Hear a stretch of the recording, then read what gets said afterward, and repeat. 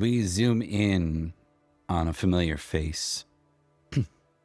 Sir Jaren readies for the night in a makeshift hut he's been to multiple times now. This is one of the places he rides out against Essex and the other Saxons. One of the few places that they haven't managed to compromise yet. We see his cold eyes as he looks about the place. And we see his head turn as he hears the crunching of twigs in the forest not far away.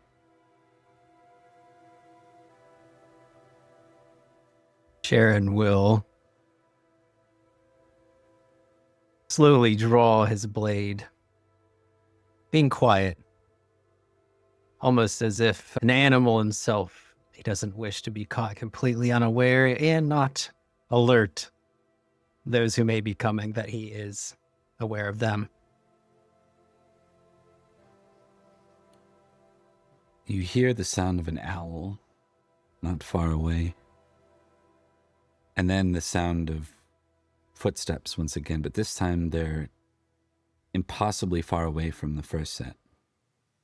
Perhaps you're being surrounded now. Jaren gives a low grunt as he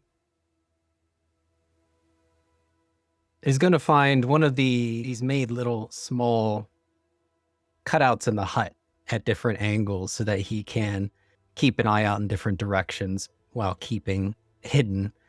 He's going to make a circle around the hut, looking out each one carefully and quickly. He's done this many times. This has been his life. Living in the woods, surviving many attacks and ambushes. So he's trying to get an idea of how many forces may be there. You listen, and it's like there's nothing again. No sound. You're so certain in your skills, and yet there's nothing. Just that owl. And then you see just over at a distance, almost like opposite side of you in the clearing, you see a figure, an old man with a gnarled staff.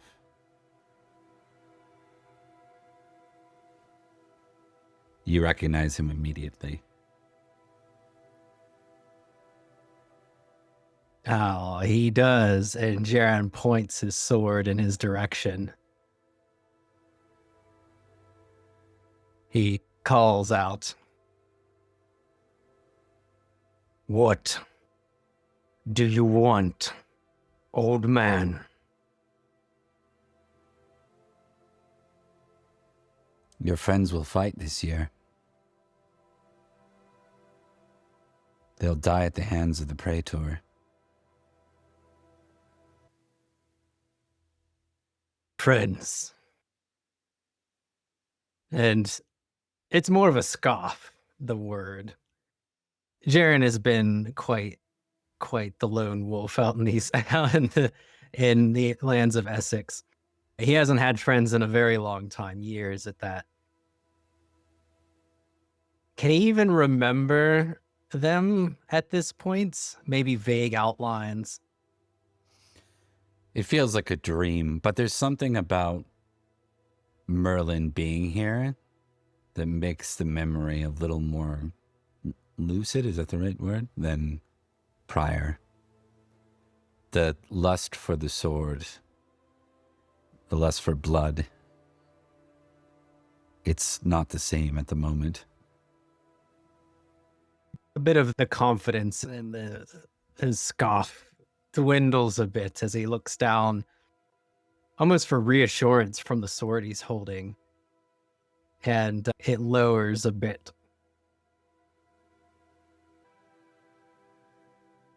Why now? The war with the Saxons is still ongoing. There are more to kill. There are more. There will be more.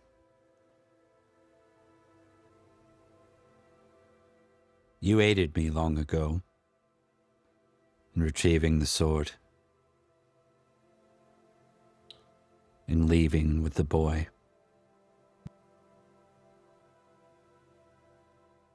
Jaren takes a few steps out of the hut now. The sword's been lowered, but it's still in hand. And now he seems to circle Merlin at a distance, but still circling and watching. He gruffs out a few more words.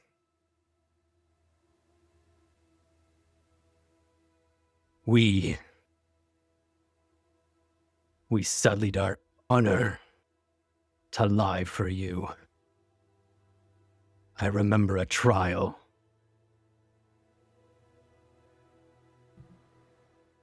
Are we to do more trials for you? It was never for me. It was for Britain. For Britain. And there's a smile that grows, but there's no mirth, there's no happiness in it. It's an angry thing. I have been bleeding for Britain for a very long time, and it seems I am without those who should be at my side. The Saxons, despite the slaughter, they grow in number.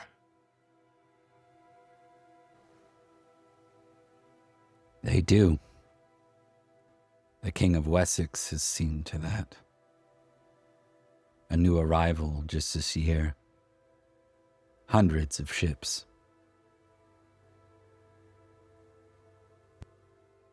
Jaren seems a bit taken aback. He still circles, but it makes him pause for a moment. So many. And yet, my once comrades, what do they do, Merlin? What do they do? Do they still fight amongst themselves? Perhaps. But I have hope for them. Syagrius, the praetor, he orchestrated the moves with Wessex that fell the King Nanteleod from Wales, and the boy king, and the Winter Prince, who was Madoc's son. You remember Madoc? Madoc. Yes.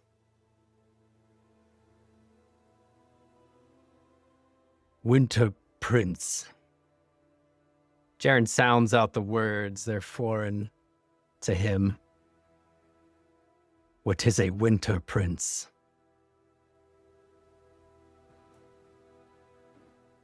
There is one more heir.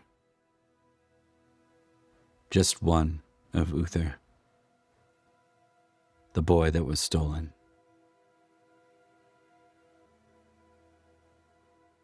The one that was stolen. That was your doing, no? It was.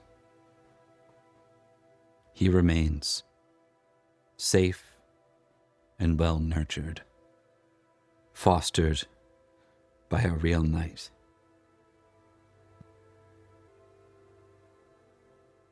A real knight. To me, from here, it looks to be coddling. The next king should be born in the blood of Saxons, if we're to ever retake our land. Who is this knight that would train a king? If all goes well, you'll have your opportunity to meet him. But if the praetor is successful,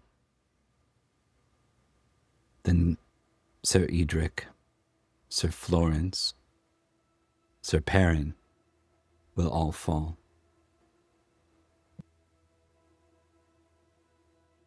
Jaren pauses, looks down to his sword and down the length of its wicked blade. This Syagrius, who does he fight for?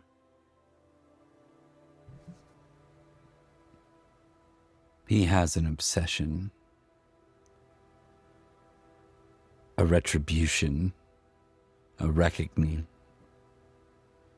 He seeks one goal at any cost: the death of the line of Uther Pendragon.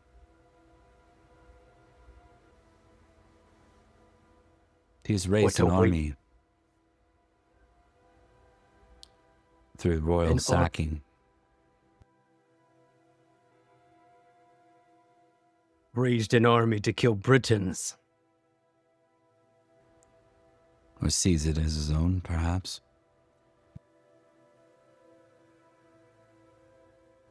Another invader, then. One who allies with Wessex. At that, Jaren grits his teeth, jaw clamping. Mingles with Saxons. Where is he?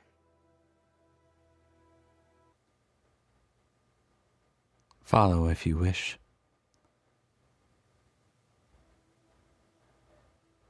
With that, you hear the owl once more.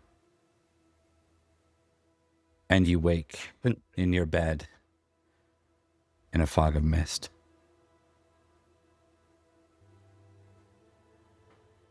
You see the owl outside. It's just before dawn. Jaren will jolt awake. It seems like he's done this many times, preparing himself quickly as he awakens. He first grabs to his sword, sitting with him where he laid. He quickly packs just the bare essentials, and then he moves to what seems to be a board and a flap of leather that's over the ground. He quickly throws it open, and it seems to lead down into a small, very small cellar for a hut. He looks down, and there's a face looking up at him, but it's gagged. There's a man bound down there, long hair, muscular. Seems to be a Saxon warrior. Jaren climbs down, and there's the sound of a sickening slash. Jaren seems to keep the blade sunk into the flesh for far too long. Eventually, he opens his eyes again and climbs out. And he leaves to follow. And we see the owl guiding just ahead of Jaren's path. And with that, we're going to go ahead and say welcome to one of our more important episodes in the years 509. This is Pendragon, Salisbury Anarchy. We have with us our regular cast, but we're going to be playing the Sword of Victory tonight. In addition to the Sword of Victory, we have our long-standing foe, Syagrius, played by Gary. Gary, welcome back, friend. It's always good to see you. Thank you. Yeah. We know that Sir Percy got very close to killing you last time before you nuked him with the javelin throw. So close. It's always the javelin. It's true. Edrich can relate. Yeah. Indeed. Okay. Yeah, so about the giveaway, we'll be doing that at a convenient time. Along the way, I will be sending out the information, probably on a little bit of a break, but we are pressed for time, and I want to stay with the dramatics. Thank you all for coming, and we will go ahead and dive right in. I just need to do one thing here, and then we'll get underway. And so maybe we'll just kind of roll through who everyone's playing tonight. It's on everyone has a name tag, save for me and Gary. Gary will be reprising Syagrius. We have Sir Edrich, Sir Florence, and Sir Percy. We've seen the Black Dog a little bit through and through, and then Sir Jaren we have not seen too much of since his whole sword thingy, and we'll be figuring that out very soon. I'm going to go ahead. I'm going to go ahead and give the keyword so people can enter before I forget to do that and then feel bad. So you will see here, and then I'll make sure it's pinned. You can go ahead and add this, and it will get you into things.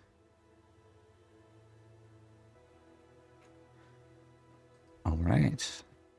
So if you'd like a starter set of Pendragon delivered to you, or if you'd rather not give your address, the PDF of it for your email is all I'll need there. Pen Ultimate is what we're looking for. And yeah, from there we can dive in. All right. We're going to go next to Syagrius. We see Syagrius. It says port. We see ships arriving.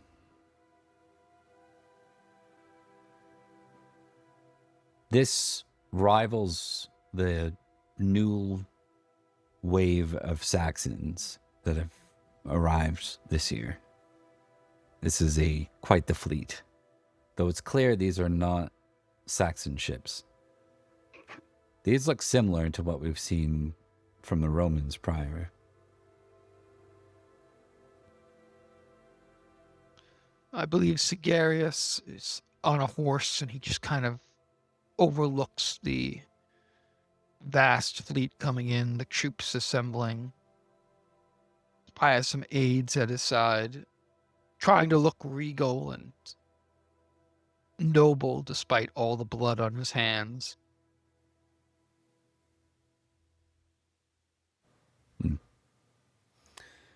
Your second in command looks to you. We'll make arrangements. Do we still make for the Black Dog's Hill? Yes. All that matters is that we are able to accomplish our goals. Hope is the pillar of mankind. Hope is what keeps us alive.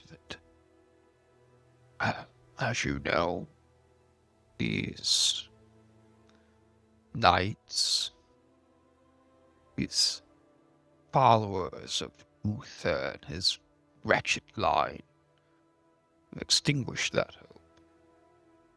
But only in a baptism of the blood of the line of Pendragon can we rekindle the hope of mankind. Only in their extermination. So we need to continue. Aye, sir. One more thing. Merlin was seen at the border of Salisbury.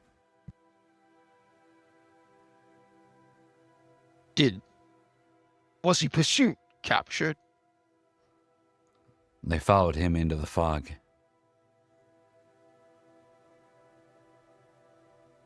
I don't like that trickster. Be alert. He's Do you want playing him games. alive or dead, sir? Dead or alive, matters not. Just make sure he is dealt with. If you manage to capture him alive, bring him to me, but if it is not possible, his head would do just as well. He like pulls out a book and flips open a Bible in Latin. Old vellum pages. As if he's done with the conversation. Indeed. All right, we will shift scenes here. We'll be doing this in vignettes and bits. We will go next to Sir Percy. Liam, as Percy waits on Baden Hill,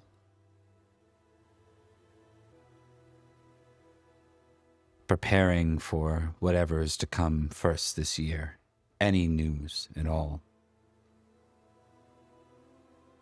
you see a figure.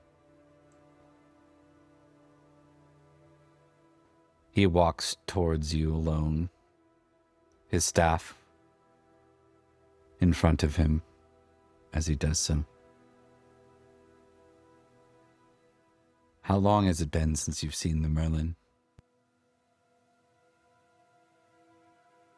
In some ways, it's been years, and in others, it's hard to go a single day without seeing him, real or imagined. I think often on misty mornings, Perin sees a hint of movement. And I think always for a moment he assumes it's the Merlin watching him. Though he knows that most days that's not true.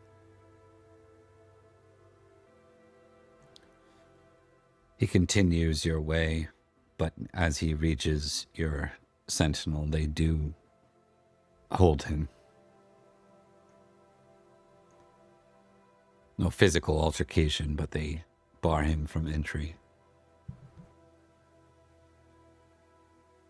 Funny. And he'll start making his way down. When he gets to the troops, he'll go, "Stand down, men. It's all right. This old man couldn't hurt a fly. Isn't that right?"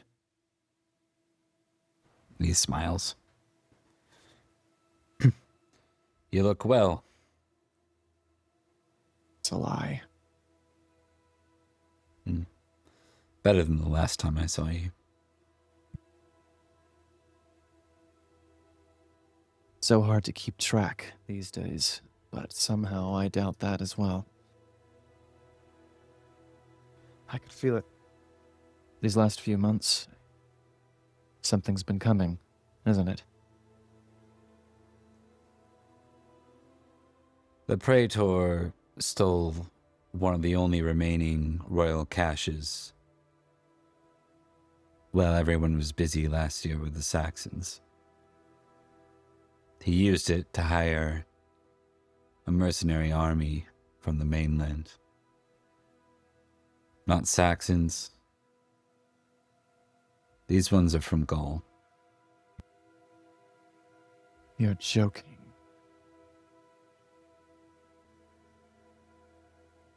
How far have you fallen, Syagrius? All right. But I know how this goes, Merlin. You're here because you need me, don't you?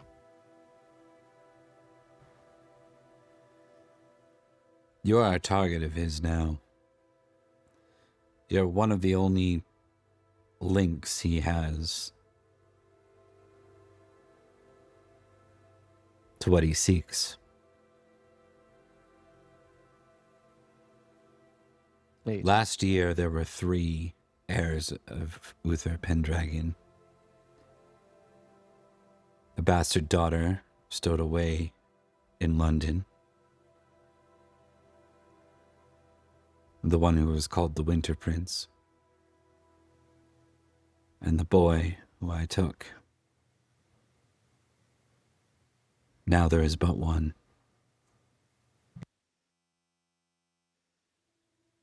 Am I to play a diversion again for you, Merlin?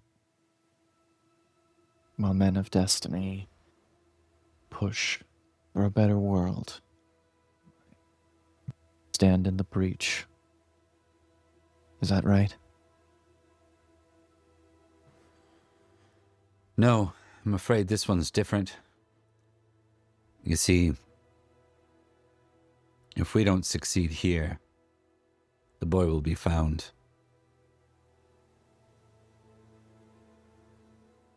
I will be staying here with you.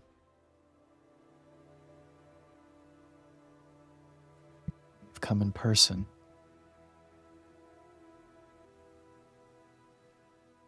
There is no other option.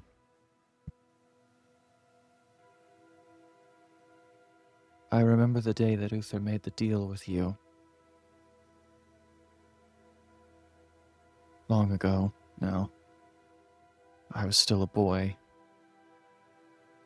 You didn't look much different. You told me that there would come a day when things would be better.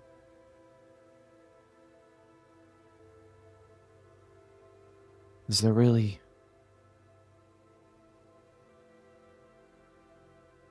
If we fail, where does that go?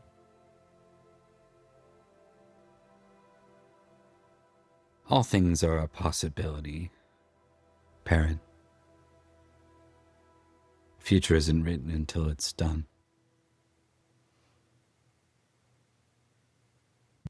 Then I would like to strike one more deal with you, Merlin.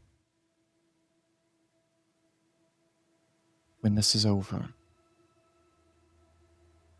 the cost of my own life or any other, I will see Syagrius dead.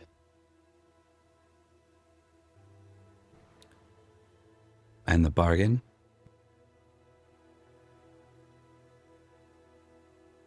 That was the bargain. And I think Percy will kind of roll his shoulders and he'll nod to his guys and make sure he has whatever he needs. Oh. And put out some flyers. Call anyone who can, anyone who wants a quick buck, anyone who's willing to fight invaders from Gaul. I'm sure that'll attract a few heads. We'll need all we can get.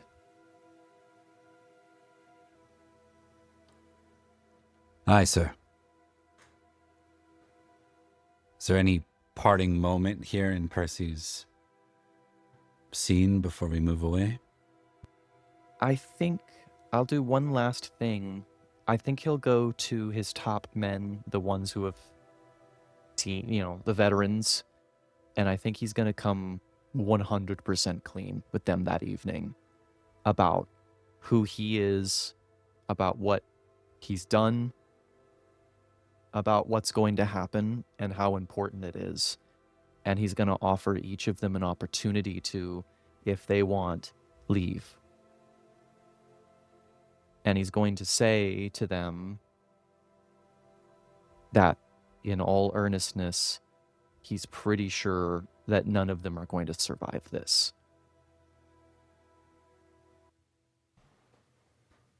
We've seen in other places where men would fold under such things.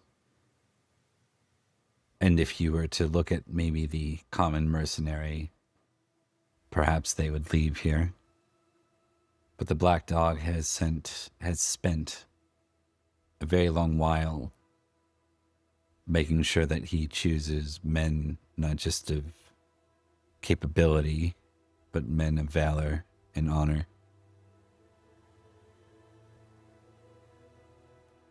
One of them steps forward and says, "Sir, if we are to die, it'll be in honor dying alongside you. That's true of me. Towards you, my friend. She'll be dying if you die. For something far sweeter than an old knight mercenary, I promise.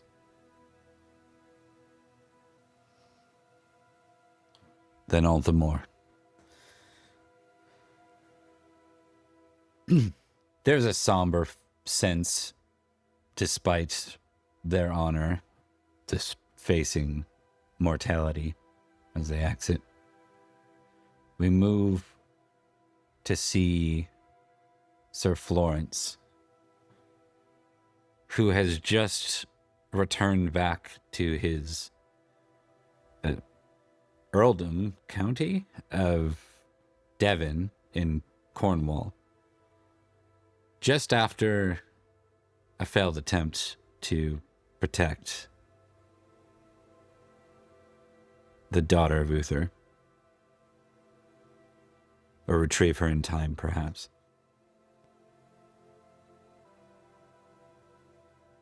Your men wait for you. You already called convoys to be prepared. You have eyes and ears that you sent to Wessex for better understanding of what's happening, and they too have returned.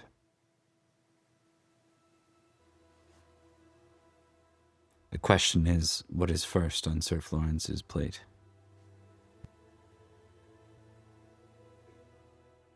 First, Florence must rally his army. All that he has from being a baron in his barony, so growing his troops from there, and also those within his earldom that are interested and willing to come along. In the end, he will not force any of them, because this is a private matter, but he will promise gold and glory for those who follow with him. Your own men are loyal to you and are quick to say yes. But for the matter of uniting Devon as such a new earl, that one's more of a question. We see a gathering at your own hall. A number of petty barons and vavassor vassal knights all sit waiting to hear what this is, what this encompasses.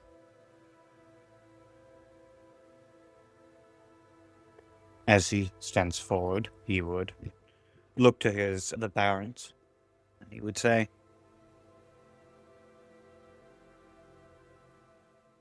I'm unsure if you have heard, but the mercenary knight, known as the Praetor, or Praetor Syagrius, has brought with himself an army from the mainland. As well, he has directly interfered in the King of Cornwall's plans. For this reason, he cannot be allowed to continue. It is our responsibility to put a stop to him before his forces expand and harm our own. For I have no doubt he will bring his vengeance not only to the blood of previous kings, but to the whole of the Isle. I understand many of you will not be interested in getting involved in a fight you believe we have no reason being involved in, but I can promise you we have one great reason. As well, I promise gold and glory to all who join. There will be much to be found in this battle. You see the first person to step forward is a vavassor, a loyal knight, and he nods to you, and he steps to your side. But the second man to stand is Sir Urban, a banneret of King Idris and your former rival, for the position of the Earl of Devon. And he says, "The Praetor fought alongside Wessex and us last year, Sir Florence." Or he wouldn't say Sir Florence. Earl Florence. "You speak the king's name. Do you have a formal edict from the king that we might glance upon it?" I do this as I had received a private request from the king to secure the daughter of Uther. The Praetor is the reason her blood was spilled, and the reason the king's plan cannot go forth. The Praetor has served his purpose to the king.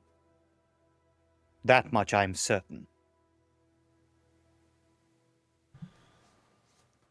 Urban steps to kind of the opposite side and says, "Your cause appears noble, Sir Florence, but it appears far from Devon and our goal. I must confess that I will not be aiding you on this one." That is understandable. No, I hold no ill will to this decision.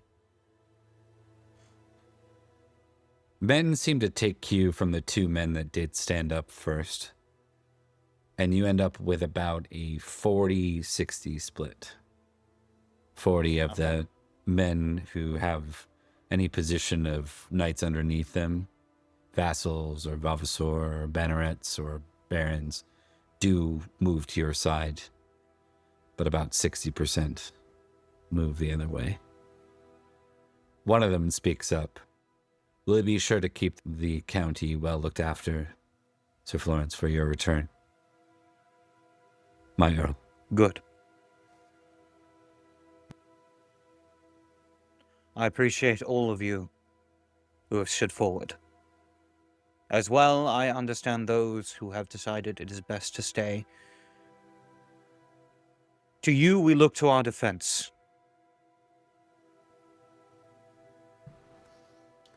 And before we move away from the Florence scene, is there any last things you want out of that?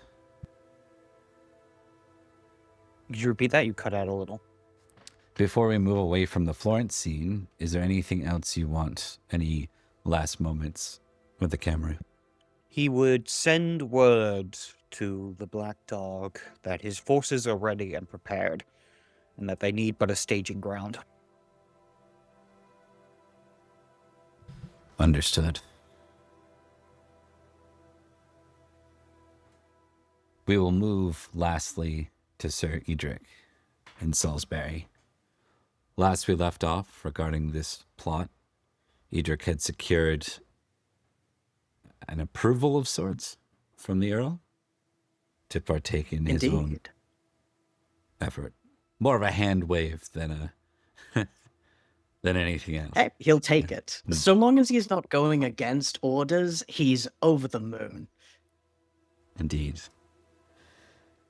You've spent a great deal of Anarchy as Sir Edrich, accumulating spies, whisperers who would help you keep an eye on what's taking place. And given all that's been happening in Wessex, you receive word back from Silchester that they're aware that a fleet from Gaul has arrived and that the Praetor was seen present there. I see. This saves him some time. He was going to follow trails and leads, but a force that big is hard to hide, hard to fight. As a baron and marshal, though he's acting more as a baron than officially marshal, he would gather as many men in a convoy as he can and prepare. Is it a very popular cause, going to Wessex and seeing about hunting down a Well, a person whose forces have interfered in the affairs of Salisbury one too many times. No, I don't think it would be. I think instead it would be considered, the cause is considered noble. Many people want him dead. But going to Wessex sounds like a death wish. Indeed. I think what he will do, he will switch gears, because he knows there are people who will go there regardless of what is clever or wise. He is one of them. His friends are others. And he will say to the people, "We gather to seek the praetor Syagrius. Between throwing his support behind foreign nationals and his recent sacking of the royal treasury and the crucifixion and butchery of Sir Wyn's holdings, the Earl Robert has given leave for me to find and deal with him. He is an expert in defensive warfare and handy in a siege, and he has an army at his back in Wessex. It is for this reason I do not ask you to follow me or attack anywhere. What I do ask you is to gather around the area of Duplains or in the nearby area so that I may call you if or when the army leaves and becomes vulnerable in the areas behind. When traveling, he is as weak as any army in preparation for an ambush. I shall send word when the time comes. Until then, wait for my signal." Hi. So your men follow orders. What is next then for Edrich? He knows where he can get men for very cheap, and it is for that reason he will likely contact the Black Dog.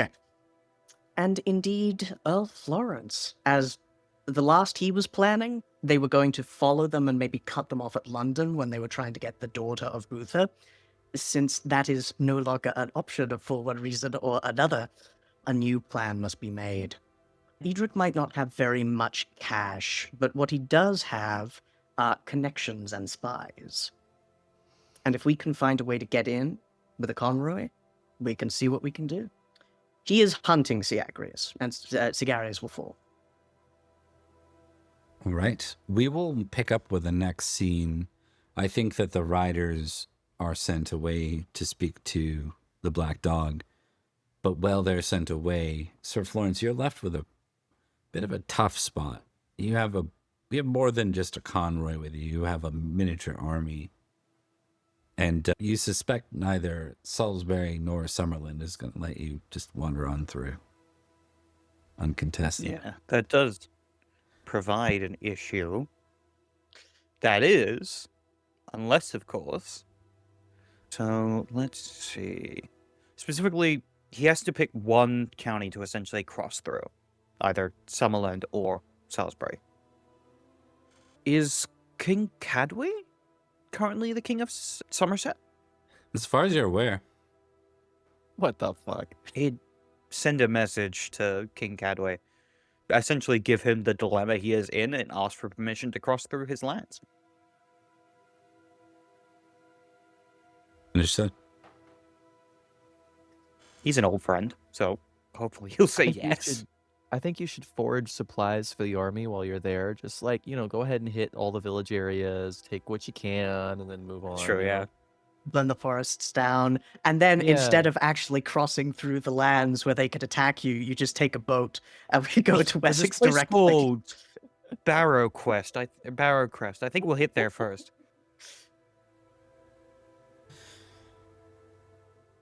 I'm going to get, at this point, a battle test from Syagrius. Anything in particular? Just click on battle. Should be able to just click on battle. What modifier, if any? You muted yourself. But you probably should have gone up one from 2 years ago, but otherwise it's good. Am I still muted or no? No, you're good. You Can were you hear good, it us? was Bob. Okay. I didn't go up one, but he passed it nonetheless. Yeah. Okay. I will get an intrigue roll from Probably from Edrich is the best bet at this point. Indeed. Do I get a bonus for my spy network? I think that will be represented in your intrigue roll. All right, let's do this. Question. I mean, it's a Syagrius? success. Syagrius tries to use Roman tactics, which is very much about information and spy networks as well. And he opposed with an intrigue roll as well. That's partially what we're doing here, is except for its battle versus intrigue, but you're right. In this case, Edrich, you find out that this newly arrived army left what used to be Hanton County area of port through a wilderland part of Silchester. They're believed to have made their way to the border of Rhodri County to the north. That was the last part they were sighted, is going north in Silchester. But this information sounds like it's arriving very late. Indeed. Potentially there a trail can be picked up, and it's all he has at the moment. It's either that or throwing a dart at a map and seeing where best to go. Silchester and Rhodri then. We'll start with Percy's response to Edrich. So the communication has come from Sir Edrich that he's mustered together, 2 Conroy? I believe I told you had? Yeah. And that they are seeking to hunt Syagrius. I think Percy's response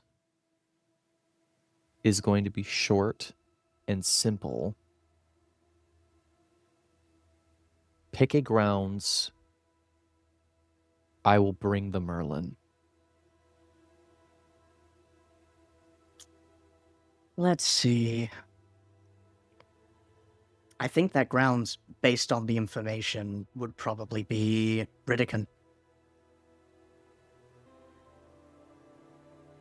Let's start marching then. So, Oh, sorry. No, it can wait. no, go. Please go. Well, I was just going to ask. I know Syagrius mentioned his Roman tactics, but Percy also primarily uses a Roman style in his tactics. Is there anything that I can do in order to secure better information about why Syagrius has picked the space that he has? You could beat him, in this case, in a battle test, probably. Because you don't have much in the way of spies out in Wessex, unfortunately. Yeah. Correct. Yeah. Okay, let's see here. So you want to beat a 14. I believe in you. Oh, Yata. Hey! passing through Silchester means, and quickly, means that the Duke, Ulfius, is unlikely to pursue him. What reason would he have, after all? Rhodri has been in a bit of turmoil for some time, unclear leadership. And it sets them on a road, more importantly, that could move through Gentian and move back towards you. What if he's on the move? What are the odds of baiting him to come out to devices?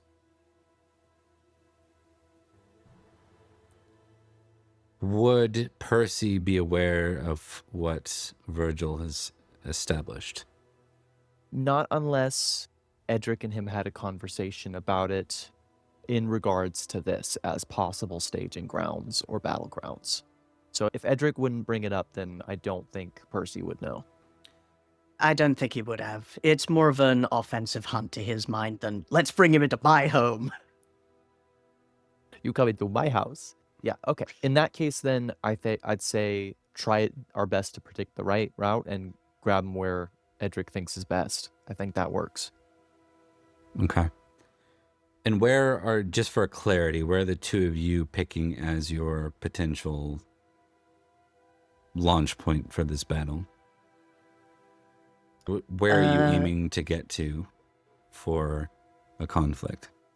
Where you're If he's meeting up, coming- more importantly, Yeah. right? As far as meeting up, it would probably be best to do it in Gentian, because that's territory which is friendly and uncontested. As far as an attack, either Gentian or Riddican if we can catch him. But Gentian is close by to all of us, more or less, and it allows us to be there relatively easily, unless they choose that moment specifically to attack us. So it sounds like Gentian. Do you want to choose Marlborough, the city that you guys sieged? I guess Percy didn't, but the one that you sieged during Anarchy. Is that it's technically under Salisbury's guidance right now? I Indeed. think that could work. Yeah, it's a big city. It allows us to field a number of people, and if we do get attacked, we'll have a garrison at our backs. Okay. So we are choosing the point of Gentian to be the place of assault. We'll And move. one of the best reasons here is that Cornwall isn't at war with Gentian. Indeed. We move back to Sir Florence. Sir Florence, you receive news from Cadwy. You are clear to proceed on the road to Bath, through Bath. Surprisingly, doesn't seem to ask any questions. In that case, he continues his path, marching up through Bath. Okay.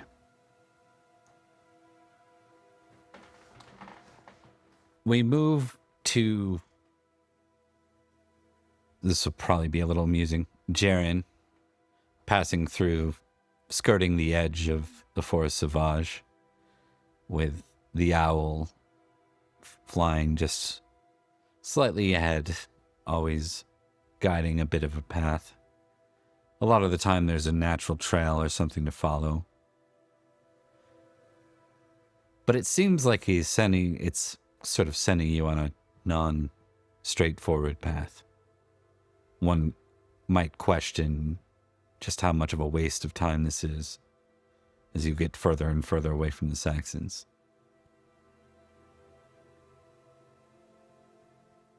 I think Jaren probably grumbles to himself often, especially as the time goes on. He seems to look over his shoulder back the way he came from time to time, and his hand still gripped, hand tight and knuckles white as he gripped onto the hilt of his sword that's in its scabbard. Each moment he's not killing Saxons is another moment hungry. But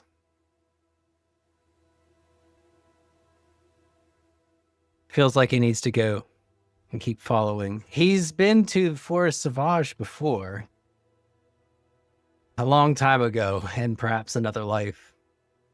And he definitely wants to avoid going there now.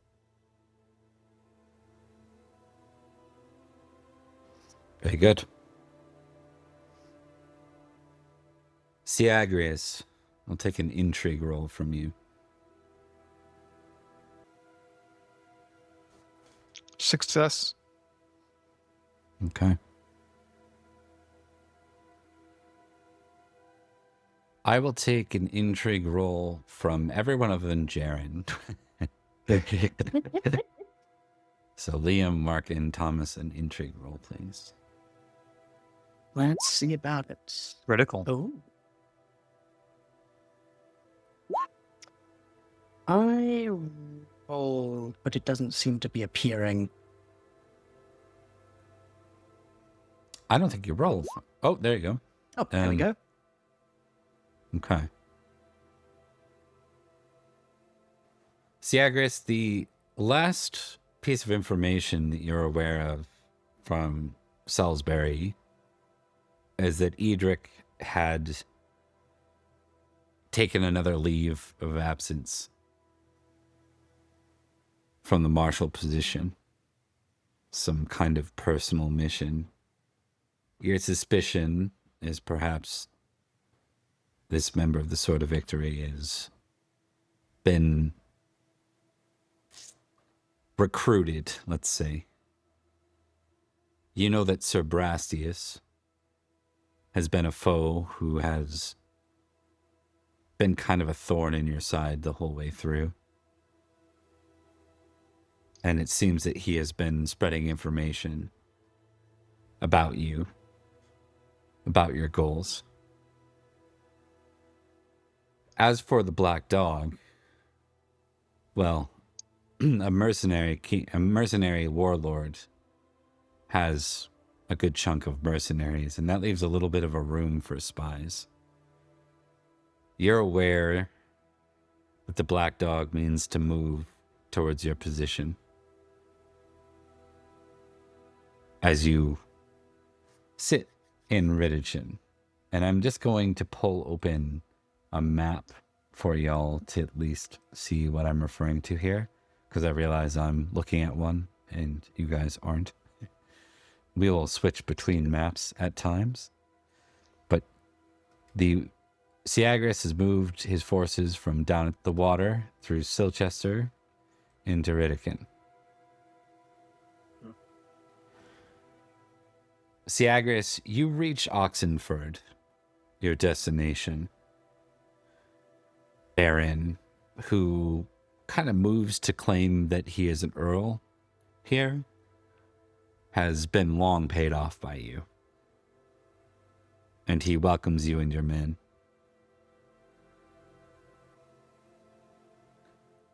How soon do I think these enemy forces would be marshalling against me? You believe that the Black Dog is moving now. You're not certain about Brastius. He's been oddly elusive, last seen in Salisbury. Cornwall's a bit far away, so Florence, you can hope, is busy with his own games. After all, last year he did fight alongside you, funny enough. But the Black Dog is aware of your surroundings and has set orders to depart their hill in Clarence and to make for Rhodri through Gentian. I think Syagrius knows enough about the Black Dog. He's encountered the Black Dog already, and he anticipates him as a man who wants to engage, to bring the fight to him. Is there a chance that as he's departing his hill, he'll be on unfavorable terrain, or we could marshal out and meet him prior to waiting and in this concentrated position? Here's what you're aware of. Gentian, over the course of Anarchy, the northern border that it shares with Salisbury, that was the one aggressive move Salisbury made through Anarchy. Not to say that it wasn't triggered by activity, but Salisbury led a force into Gentian. They conquered the main seat of Gentian, Marlborough, and they keep kind of a minimal garrison there, especially these days. If you mustered quickly, you could push beyond that spot and meet them in the field before they even make Marlborough. But trying to siege something like Marlborough it'd be a misuse of your army. Yes. Do I think I would be able to muster quickly and meet them before they reach Marlborough? There's a good chance. It would be not on the prudent side, though. Be a little more on the reckless side. Well, sometimes you have to seize the moment. I think that's what Syagrius wants to do. And if possible, since this Gentian has been conquered by Salisbury, he'll maybe send in feelers for people that might be less than favorable towards the Black Dog and his mercenaries, or this sort of victory. Okay. Noted.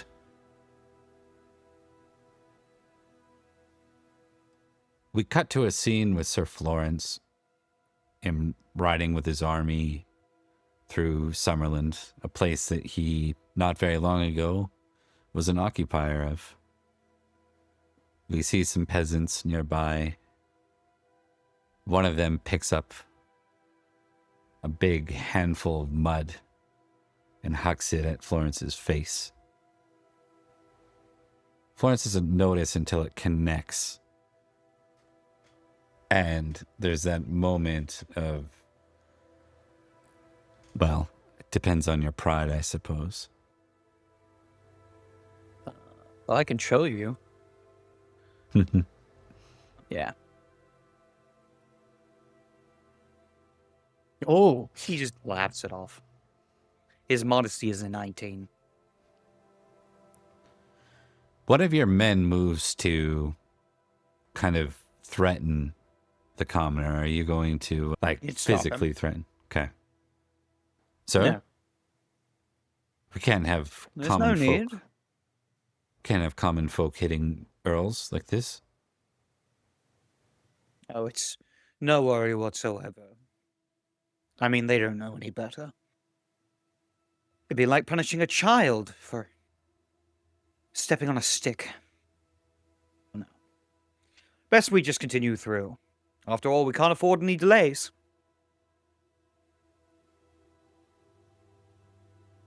Okay. We will give Liam, Thomas, Gary, all three of you, we're going to do a contested battle or intrigue roll, your choice. So you roll one of them, and then it'll determine what you're leaning more on. Intrigue would be more on intelligence, and battle would be more on, like, the movement of your men. But there's value in both. Question. Before we roll, 2 questions. First, Thomas, what is your battle score? my battle is 22. Okay, my battle's also 22, but I've got a higher intrigue than you. So I say, so we've got a fair covering. Do you want to go for the same thing and make sure we get battle, or do you want to cover both grounds? I think cover both grounds. You go for intrigue, I'll go for battle, and we'll use the power of teamwork and friendship against this evil man. Speaking of which, Bob, if I impassion, does that lock out an that passion for later? No, but do consider the risk if it's not a 20. Well, there was one that I was looking at that wasn't a 20, but I do have one that applies that is a 20. So I think You can I will be choose. I'm going just letting for- you, I'm just factoring in. Yeah, you're just, yeah. All right, here we go. That's not right. I have a I'll lot take of it. these on here. All right, here we go. Bada bang. Everything's riding on this one. I will not impassion, because the only two that I think are appropriate may drive me insane if I hit a 20. Would be a bad time for you to go nuts. It would. 15 battle. What's your intrigue? It is... 19, I think, is your intrigue. Yeah. But I rolled battle. I got 15. And I got a critical. Yeah. All right, show us what you got, Syagrius- Gary. Syagrius, before you roll, I will note Yeah. that at any point in this battle. Most of your impassions have faded, but you're at a 25 for hate Pendragons. Ah, okay. Let me up that from the 20 it was at previously. Just got so mad over the years. Should I impassion the Pendragon, or do you think that's something that we hold? Well, you can do it now and later in the battle if you wish, but it'll only be for one round in a battle. Let's do it now, then. I'm regretting not impassioning.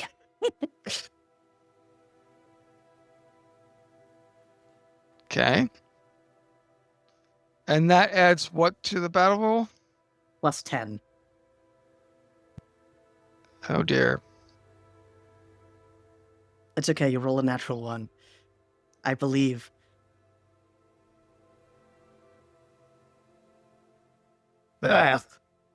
Nope.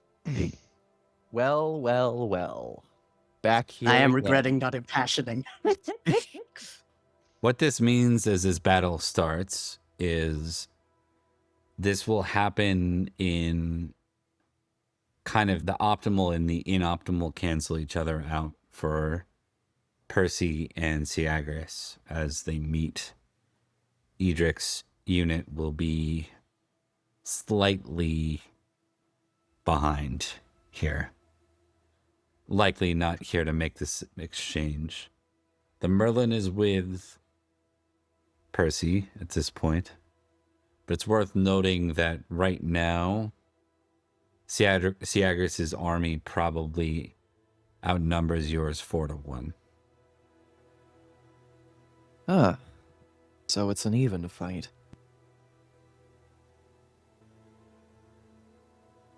And that line ended up coming in handy, Thomas. Always glad to help. I have a question for you, Bob. What's the protocol on having commanders meet in between? Hold on to that for 1 sec. I just want to say shout out to the Dorktales for joining us tonight. Thank you very much. Dorktales. And if you're interested, we are doing a giveaway tonight. We will be giving away the starter set for Pendragon 6th edition. If you're interested, you can see the command up above pins. Feel free to use it to join the entries. You stick around before the end of the night. We'll be going over that. And we'll determine who the winner is. Now, Liam, because I knew I would forget this, what exactly did you ask? What's the protocol for enemy commanders meeting, like, in the middle of the field? Like how Uther and Gorlay, yeah, like how Uther and Gorlay met right before he flashed the Sword of Victory. It's considered an appropriate hospitality before war. The only thing where that wouldn't be the case is someone using ambush tactics. Whether or not you can trust that Syagrius would adhere to the old Syagrius, absolutely. I don't know. I leave it to you, and your trusting is suspicious, perhaps. If you know. I don't trust him at all, but I do think that, I mean, if it's not something that making the attempt will expose Percy, I think he will try to signal that he would like to meet in the middle between the two forces. Okay. So I think you can signal that easy enough. Syagrius, do you receive one of your men says, "Sir, they've called for a parley." Okay, firstly, with Syagrius' military knowledge and the reports of the terrain, would accepting this parley be beneficial to his situation right now in order to get his forces in line? And would the delay potentially give the Black Dog chance for his allies to recoup? He's going to weigh those to see whether it makes sense to parlay. Yeah, that's a fair question. The trick is you really don't know where Florence is, but you did have a sense that Edrich was mustering a small force. And you haven't heard from Brassius yet. That's another keynote. All right. And tell him we'll have this parlay. And then kill him as soon as he goes. We see, with this note, I think Merlin looks to you and says, I will not let the Praetor see me. There's too much risk. You'll have to do this on your own. Oh, I promise you, Merlin, I hadn't imagined you would be there. Do what you must. Feels wrong to feel this kind of finality and not speak to the man.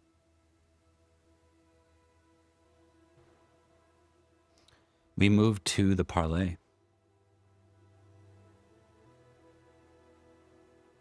As soon as Syagrius is within speaking range, I think Percy will take off his helm and actually pull down his chainmail. And I'll go, you look older. I am older. I have lived a long life. That's true. Many ways. I don't think you recognize me. I don't mean from the last time we faced each other. I was there with Maddox and his forces when he turned around and left you and your men to tend to Rome on your own. My friends were there. I knew knights that died in the battle, aiding your forces. And I disagreed with Maddox's decision. I didn't think it was right. Though Rome, long ago, abandoned us. You weren't Rome. You were soldiers who needed help. Maddox was young and brash. You didn't deserve to be abandoned. That does not justify all the things that you've done in name of vengeance, Syagrius. You say it doesn't justify it, but you were there. He abandoned me. He abandoned all the possibilities of civilization. Left us flounder. He broke his oath. Him and his father both.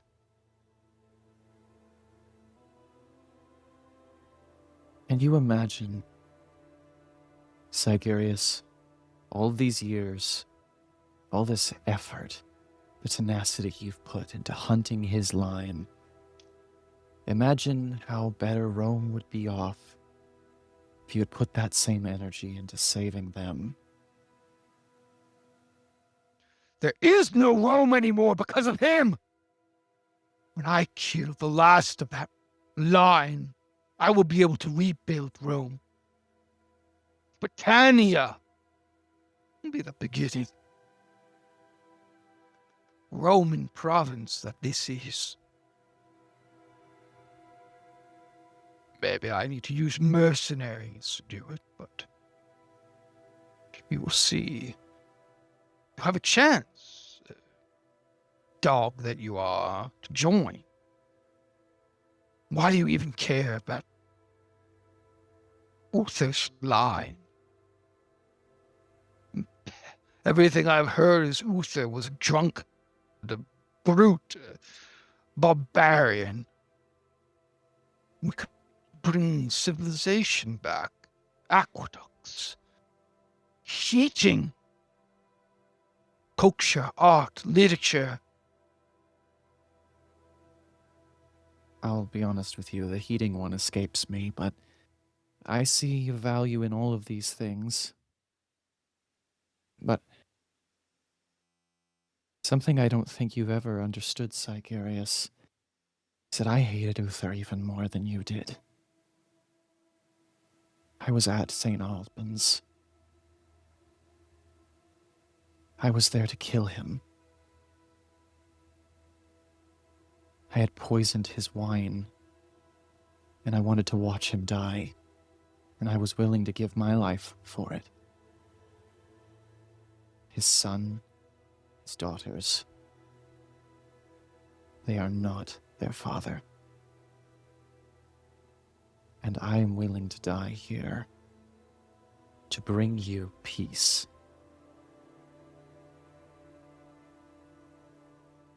The only thing that I will have this day is my revenge. It's all that's left for me. God prove one of us right. And may this connection we have find its end today. Syagrius will turn to his aide at his side and says, "Sound the trumpets. Alert the men to attack immediately." The trumpets sound. We cut away to Sir Jaren, who's just left the forest now, at a sight perhaps a bit surprising. A marching force of riders following a path. They have not sighted you yet. You see a rider, an aged man at the front. You see his banners. Heraldry roll or recognize roll. And you can add, despite Jaren's current state, you can add a +5 to this one. Let's see. He is going to try. Let's try recognize. He kind of ducks behind a tree quickly after he realizes where he's at. Hey, just barely. You'll never forget the face of the man who killed your uncle, Sir Brastius. No, that's not who I wanted Jaren to see. How many are there? There are probably about 3 convoys, so about 60 all in all. Slightly too much to fight at once. Jaren has no idea of this world.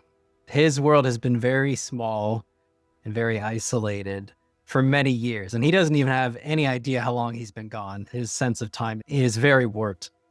He is going to stalk this group. He's not sure where the bird went, the owl. He does not care. His hatred has taken him now. He'll find a time when Brastius is alone. Or perhaps Brastius will lead him to where he needs to go, to these other people he needs to slaughter.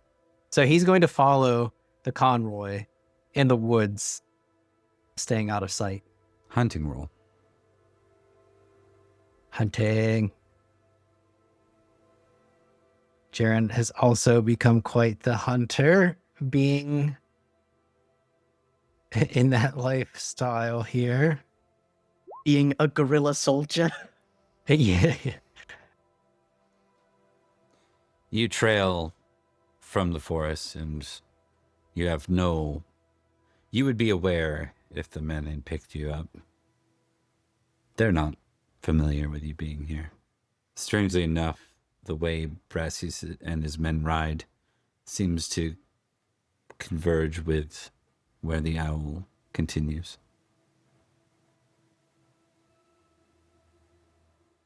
Jaren will keep close, out of sight, still kind of growling from time to time at the owl that seems to be distracting him from his quarry. So, but do we have a picture of Sir Jaren? He looks a little different now. I know you sent me one a while back, but just to get his appearance, because he looks different, a bit very wild.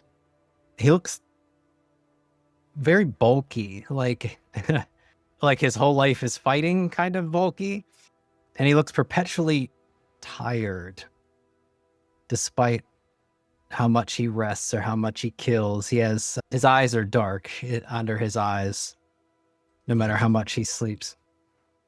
Gods, who is this hobo? We're going to go ahead, folks, and just take a 3-minute break, because I'm sure there's people that need to do things. I need to fill a water bottle. We are pressed for time tonight. We're going to see how we do. But so far, so good. Great scenes so far, everybody. And we'll be back soon. See you soon. Is that what I needed? Yes. I did the cameras all wrong to begin with, but we are back nonetheless. So, okay, so we're going to pick up at this point with Florence reaching Bath now.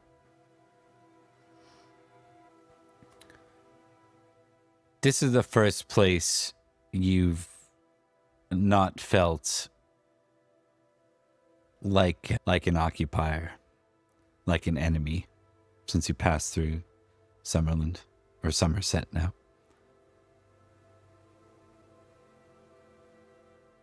The villas of Bath, the streets, they welcome you.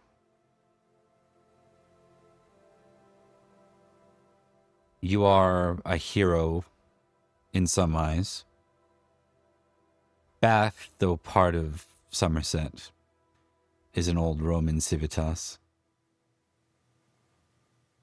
And they did not suffer the same way that many of the rural parts of the county did. It's here that you see a familiar face.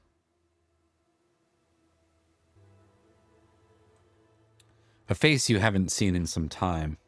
You see the lady in white. He would look to her and would nod. He'd say, "Greetings, my lady. What brings you so far from... I'm actually not quite sure where you're from, to be honest."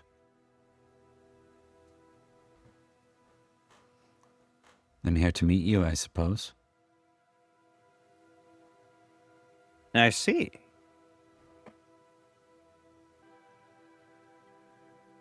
Well, it is a pleasure, no matter what the reason is. Tell me, why is it you've come to see me? I'm currently on my way to a battle. Indeed you are. But you might be a bit late. The army marched out from the hill. I see.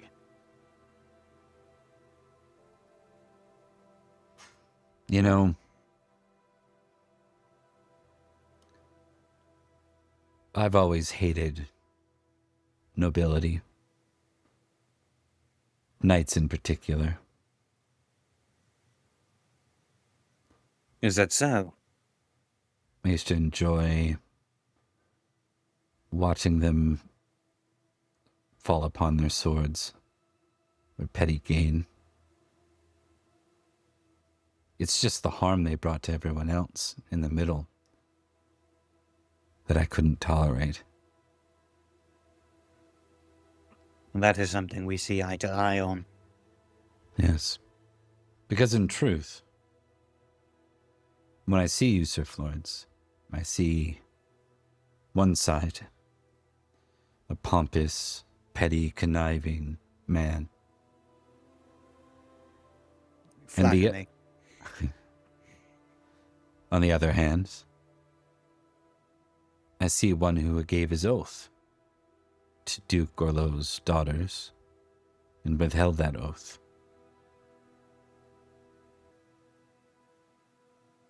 Can I confide in you a slight little secret of mine? Very good. I sometimes wish I was never born a noble. That I could have found some peaceful life. Maybe as a traveler, or one who looks after horses. The knightly life was never one I chose. One that was given to me. And now I have the responsibility to uphold it. As much as I abhor it. I've been shunned from some of my circles. People accused us. They say that we moved with lies by putting our influence behind the Winter Prince. But in truth,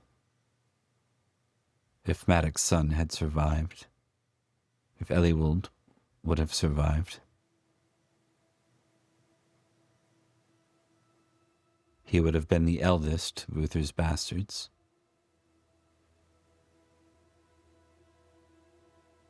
That is true. The heir of Uther's heir. It is unfortunate how that turned out. If you make for the ally, the army of the Black Dog, they have already begun to march. They move for Gentian.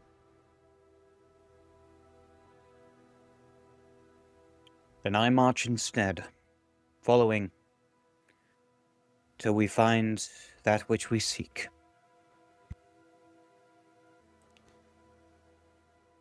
With that, she nods. She has a tired look. You've seen that look before on Merlin's face. Times where he's used, where the mist has come about. That sense of exhaustion. And with that, we cut away. Sir Edrich, That's me. you make your way through Gentian. There is a particular note of interest in this route about which way you go.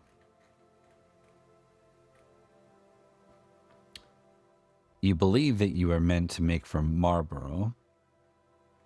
That was the plan. Indeed.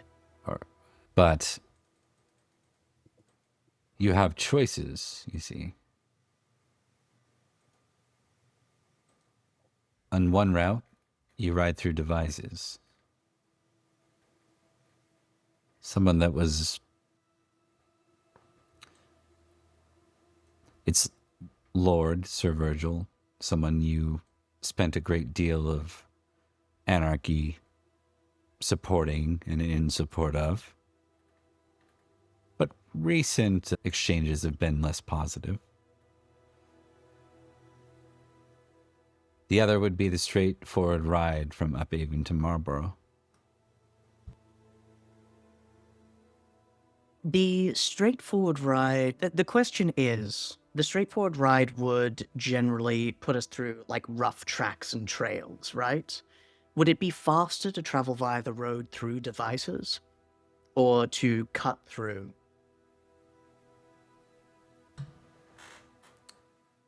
If I've your made intention both is to treks in the reach, past. if your intention is to reach Marlborough as directly as possible, going, east would get you there quicker. Devices would be out of the way. I think what I might do, I might head through devices. The road gives us the advantage of speed, and it will possibly let us get to where Sir Percy would have come from. So we could potentially follow a trail or convene with them on the way. Okay. And honestly, he doesn't trust the forests around here. I wouldn't. We will begin with a simple battle roll for Percy versus Syagrius as the battle begins underway. Syagrius, the 4-to-1 size gives you a +3 to your battle inherently.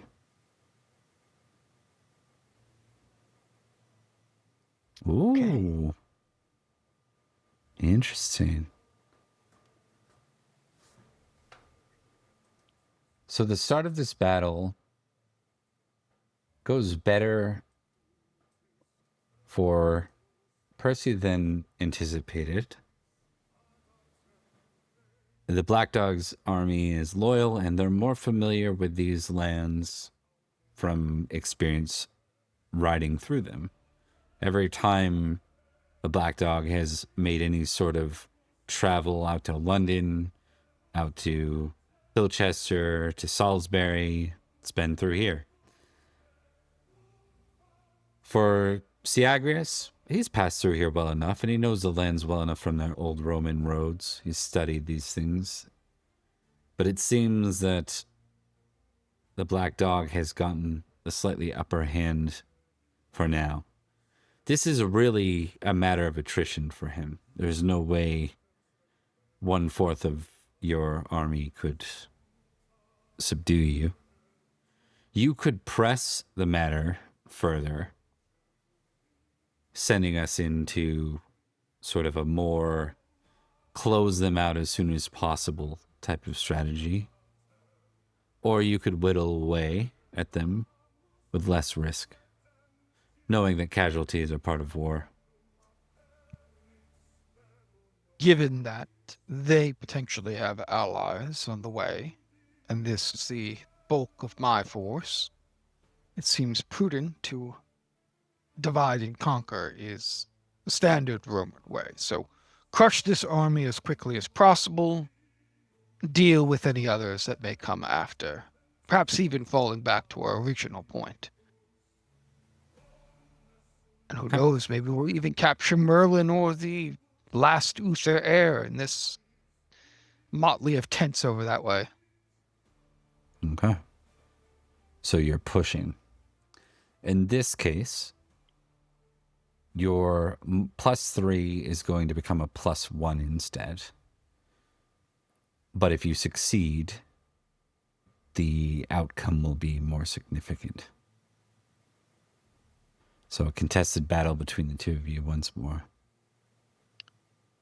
I would like to use my one impassioned revenge Pendragon, if possible. Let's do it. Success. Success. Let's see what you get.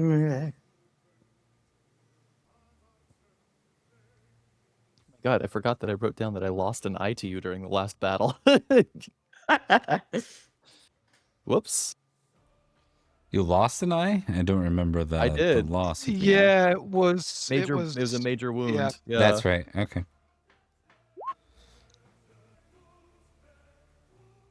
So Percy, the sheer strength of this army is overwhelming.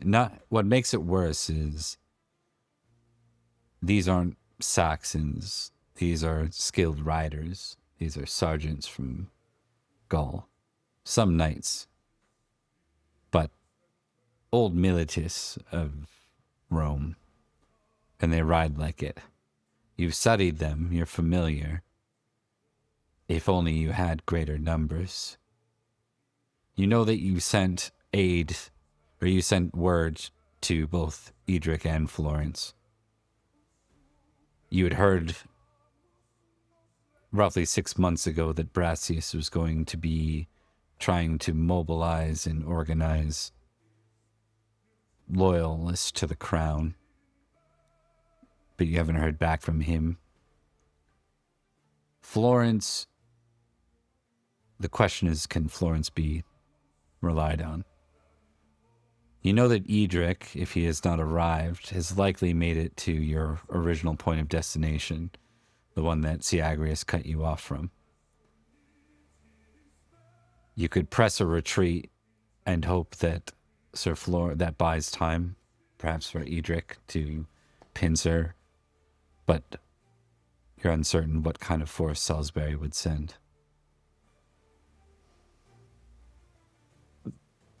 Percy, I think, seeing, we held pretty well the first hour. As it starts to dip in to more continuous fighting, even with him splitting his forces, Percy can see the flow of the battlefield. And I think for a moment,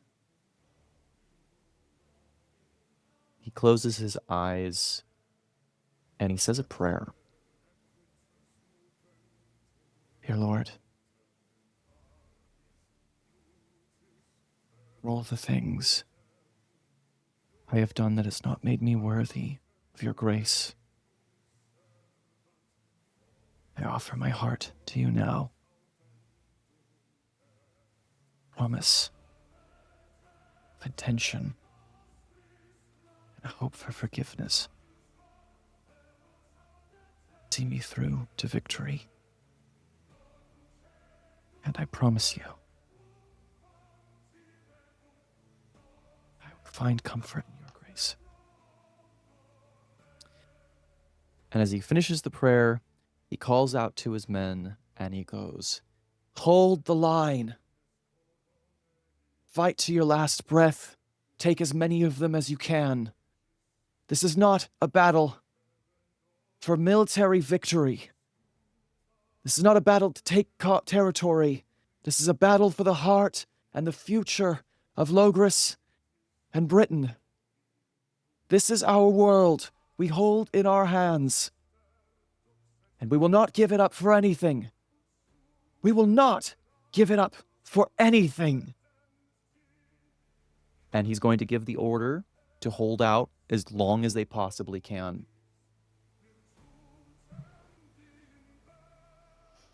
Give me another battle roll. Gary, damage has been done here. It's a matter of whether Syagrius wants to continue to press the attack.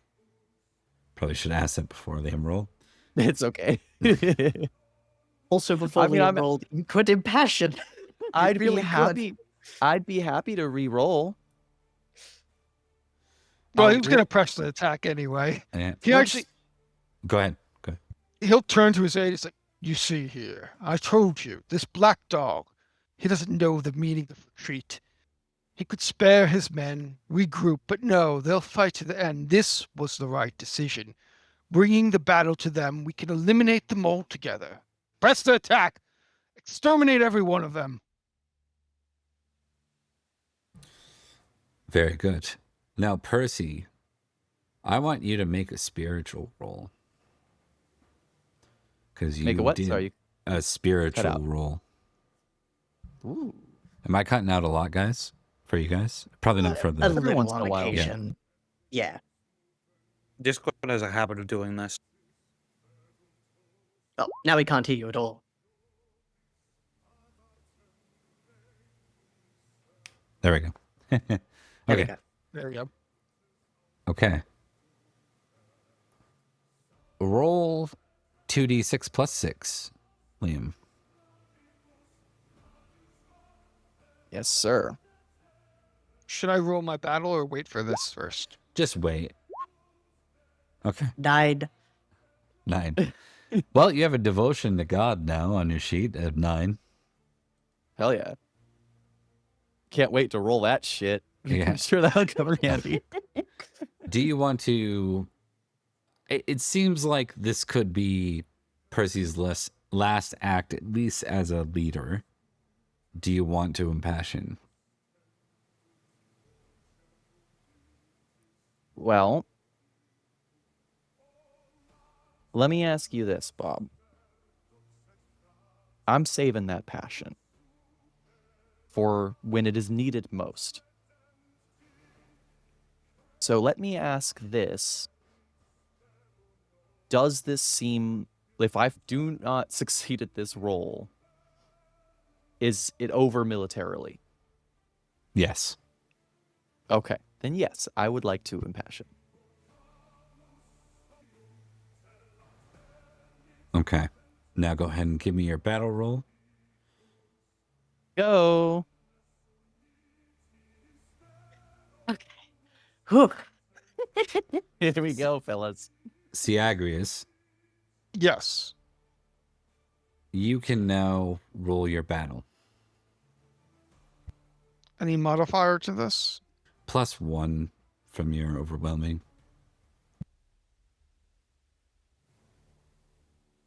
A lot riding on this. Ooh. They hold against an army far greater than their size. And we hear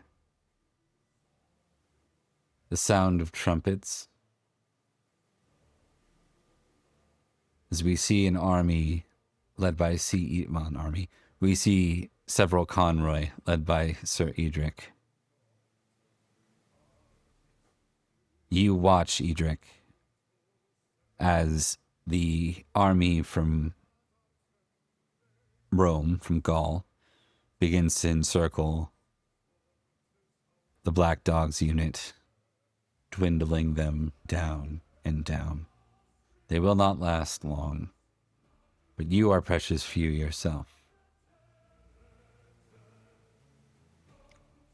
All we need to do is relieve the pressure and do our best to shock and awe, basically. If we can get the people who are surrounding to break, we can keep our numbers up as best we can. So as the trumpets sound, Edrich looks to his convoy and says, "Let us relieve the pressure and lance the boil. I have studied their tactics, so hear me well. Strike into the back ranks and ensure that the ranged units are dealt with prejudice, and kill the ones with the most ridiculous hats. Charge for Salisbury!" Target the javelins, men.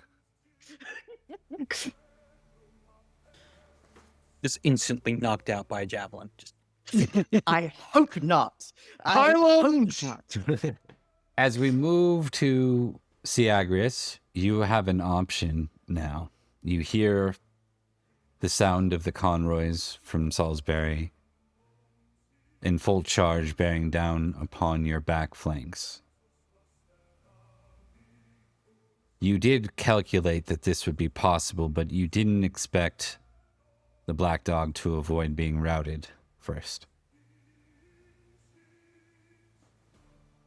You can continue your press on the Black Dog, aiming to eliminate him, hoping that your lines hold true and that the casualties in your back lines are not too great. You could split between the two, or you could turn full attention on those that ride from Salisbury. Is it all right if I make a prudent versus reckless roll? Yes, I think that's very appropriate here. You're not impassioned at the moment. So they're that 10 means and- that you're... They're 10 and 10, so it's anyone could be up.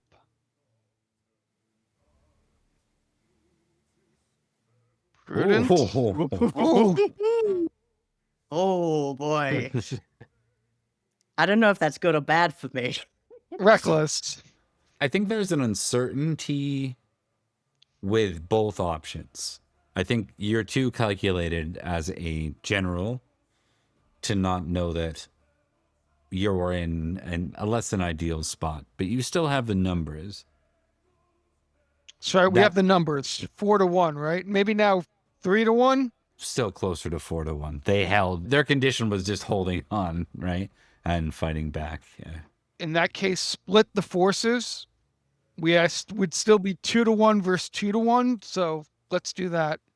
Okay. In this case, without any bonus, Syagrius, you will roll a contested battle against who are you leading for? Percival or the Knights from Salisbury? He doesn't even know who these knights from Salisbury who are coming right now are. Like, yeah, he's dealing with, like, I don't know. Does he even know that Edrich is at the head of these knights? Like, because he's met Edrich. Yes, In the distant past. you wouldn't Yeah. know. You would actually, you probably have really high heraldry and recognize, so you probably know it's him. You see his If banners. you You think- see Edric's banners. Yeah. If you had thought that this was Brastius's men, Edric would commit seppuku regardless of which game we're currently playing.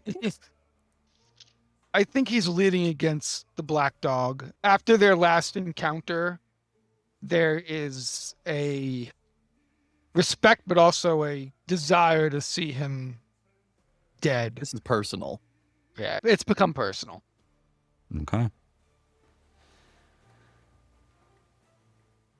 We will go ahead and get the roll from you. You can choose to impassion still with one of your other impassions if you wish. You know what? Let's try. Would Ventral Cymeric work? Yep. It's not a 20, so there's a chance this will fail, but let's try that. Could be interesting. Well, it worked. Ooh, it worked. All right. So you'll be doing a battle roll flat versus Percy's battle roll. Then Passion doesn't add anything? I meant flat from other bonuses. You still get your impassion. Sorry about that. It's plus 10, right? +5 for this plus one. 5. 5 for 17. Yep. Got it. Sorry, roll 20 is being a little... That's all right. I'm being very patient because I ain't clicking shit until I see what that result is. There you go. You know Not a what? very high roll. I'm actually going to impassion as well. And I got, I think, literally identical odds to you here. So we're going to see.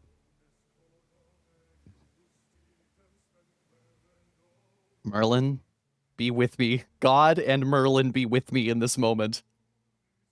Fuck. Why'd you have to mention Merlin, the son of the devil? 5 of 5. Man. Natural 3. Nah, fuck this guy. Edrich, you're facing the second in command. Indeed. There is something that I've been holding on to for a little while, something that has not been able to be resolved because Syagrius is always on the other side of the country and I am busy in things. During the mass assassination at Albans, one of the very few members of Winterbourne Stoke died. I would like to impassion myself with my strongest passion, love family, at the beginning, and see if I can deal with this boy. Yeah. Let's see it. For Goratrix. Okay. You are impassioned. Now comes the battle rolls. Let's do it. Ooh, 18 over 20. Okay, so he has a d20 plus 3. So unless he rolls really high, I hope he doesn't. Yeah. it's high Yeah. as the fight I'm glad I goes am on. passioned. Ooh. Syagrius, Embarrassing. this worked well because your unit turned in a way that didn't wipe out your back line, led by your second in command. In turn, you moved with a goal of eliminating the Black Dog. And though we would say that you haven't quite succeeded at that much, you have them all but routed now. The last few fight. Those loyal to Sir Percy, those who are in the room, continue to fight on, and their immediate men and their immediate squires.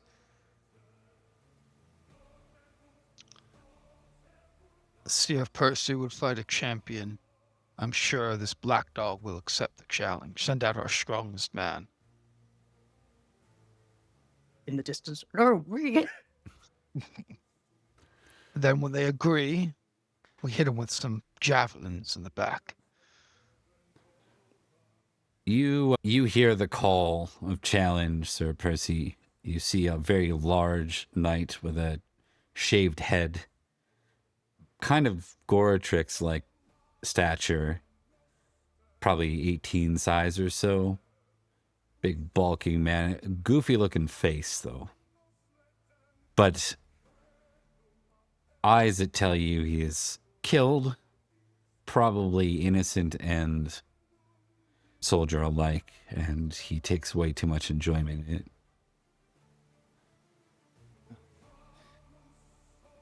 Even after all this, Syagrius is afraid of me.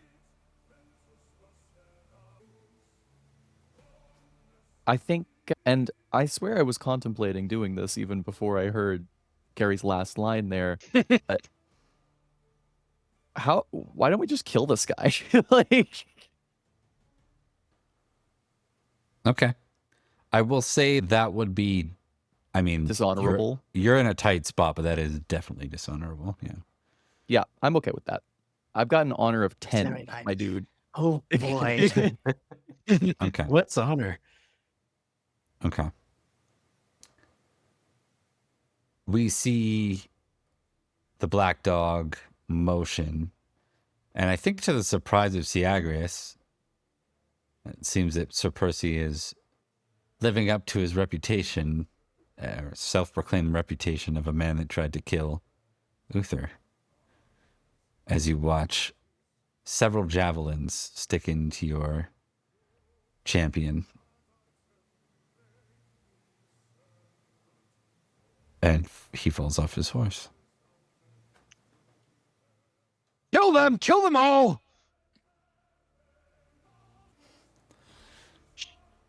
We cut away Show for this honorable swine. we cut How away. dare they do what I was going to do first? I know you are, but what am I? We cut away for a moment, and we see Sir Florence moving quickly with his army as quickly as they can, as they converge with an army, a small, much smaller retinue ahead of them. You see Syagrius. His banners, his famed mercenary knights.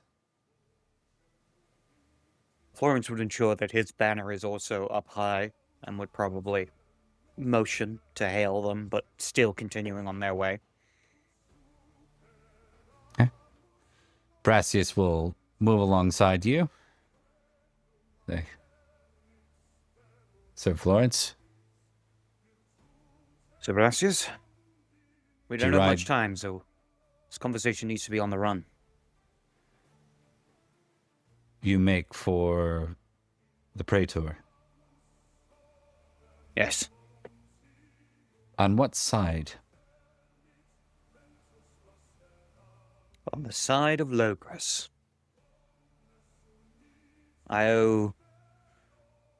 Let us say I am doing one last service for my former king.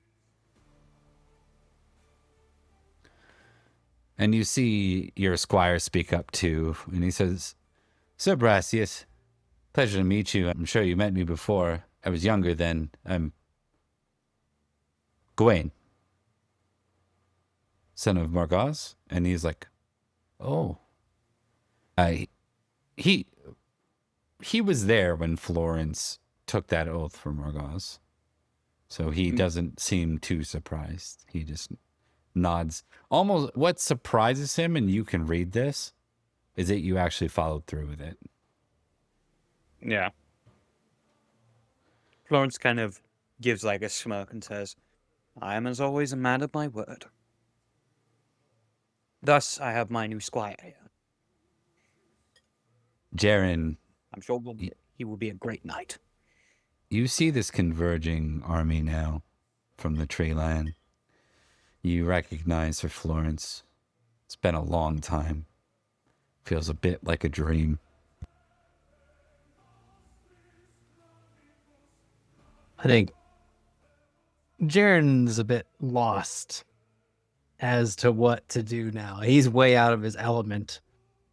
He grits and grinds his teeth, staring daggers at Brastius, the killer of his uncle in a cowardly night raid. But Sir Florence is here now, and the number of bodies between him and Brastius has only grown. He's going to have to follow both of these now. He's not comfortable enough to reveal himself, for sure. He doesn't know who these people are anymore. Not really. Understood. We'll cut away for one more exchange before this army gets there. Syagrius, you have your army split in two.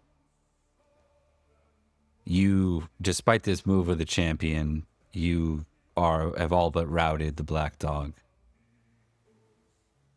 Meanwhile, you've defended against Edrich's charge, which now puts you at an upper hand numbers-wise with the other half of your men. What do you wish to do? They're clearly dishonorable, resorting to killing champion before we even engaged in combat. Who would do such a thing? We must scourge them from the battlefield. We'll try to, I guess, use our own javelins and tactics to try to eliminate, or at least cut off, the Black Dog. Okay. Do I understand correctly that the target is the Black Dog himself at this point? And yeah, I think Syagrius thinks that this mercenary army is probably only being held in line, in order by the charisma and leadership and loyalty to this figure who's gained like this reputation. So eliminating him will probably eliminate the remnants of this mercenary. Understood. And you'll leave your second in command with the units he had, that the other half, to battle away with the Salisbury Knights? Okay. Yeah. So what we're going to do at this point, Percy, your numbers are bad. His numbers are good. You're at a -2 for this battle roll exchange. Syagrius, you'll be rolling with the standard fare, a flat number. Edrich, That's me. your numbers are also bad. You'll be at a -3. Totally fine. I would like to take a risk and impassion. Okay. This is with my honor. I swore many oaths many years ago, and I hope I don't go insane. I don't go insane. Would be nice to stay sane during this moment. Pretty critical. It's not so bad. 17 over 20.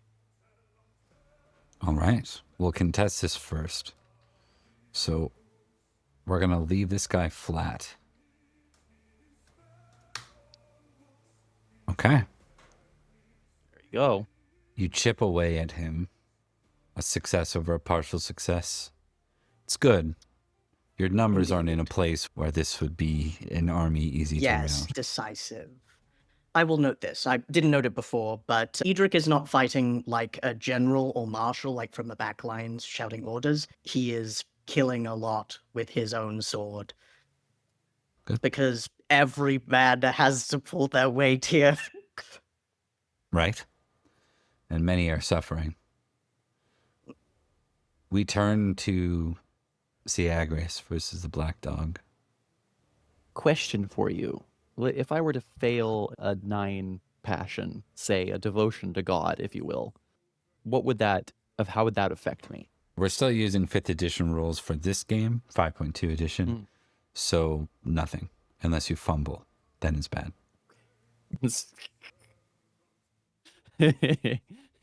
All right, and its bonus would still be a +5 if I do pass it. Correct. Yeah. Low All risk. right. Low risk, decent reward. Let's try it. Okay. Nothing. Nothing. And I don't believe that Syagrius has any passions beyond the 2 he used that would apply, because I don't think he could do... Actually, could I do honor since he did such a dishonorable action? I'm going to get you to roll 1d6 plus 12. Just roll a d6 and then add it to 12. It's like just R/R 1d6. Spaced. Yeah. Yeah. Okay. You have a 13 if you wish to use it in Homage Britannia. You are the rightful heir, after all, in your eyes. The true High King. No one's called themselves that. Exactly, you're the only one. Add it to the list. Don't waste the ink. Right. I would allow you honor. See what You haven't done happens. anything dishonorable so far. It's up to you, whichever you prefer. He was about to. Yeah, but they don't know that. It's actions, not That's thoughts. true. That's true. That's true. You know what? Actually, let's do honor first, because I haven't done anything dishonorable yet. And she's going to try Well, to... Once you, so if you impassion once you with get this a... out of the way. Yeah, if you impassion with passion, that has to mark your behavior for the round. That is one thing about it. So if That's you're... fine. Yeah. Oh, that's true. I think he's still fighting honorably, though. Yeah, he wants to deal with this dishonorable Yeah. That's fair. action. Okay. Success. All right. So that's just a Alright. +5, though, right? Yeah, just a +5.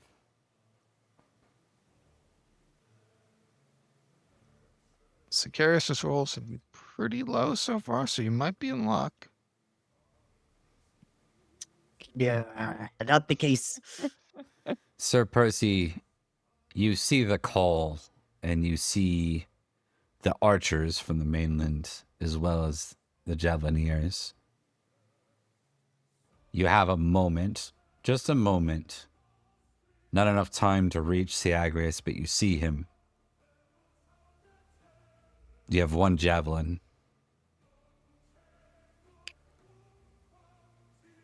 Yeah, man. Let's see what we can get. One javelin, one eye. What is the roll on this? Do you have the javelin skill? I do not. Okay.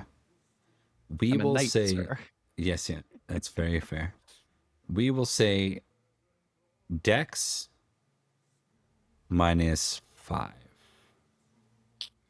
Okay. Let's do What are Dex the other options? -3 because you might have actually trained as a mercenary in What's my other option? Is it this Ye- or bust? You are facing an overwhelming hail of missile weapons, all targeting you and your immediate men. You tell me what your option might be. Here's what I would say. I would order, I know there's only a split second, but I'd order everybody to dismount and use their horses as cover. Okay. Sorry, horses. Okay. What we're going to do is I'm going to give a random roll of a d20. You're going to roll your horsemanship or your orate, depending on whether you want to focus on yourself or your men more. Well, one's better than the other, so I gotta roll. I gotta take care of myself. Fix your own mask before looking to others. Your men, you managed to get the order out. It's a bit late. It's a bit shaken. You managed to take cover. Beyond your armor, you're going to face 3d6 in wounds. Oh, beyond armor. Beyond so post armor. armor? Yeah. So Ooh. 6. So the horse managed to catch most of it. Okay. You're in better shape than we thought. At this point, we cut away from the scene and we see from the eyes of Florence and Brastius. We see a fog forming on the road ahead.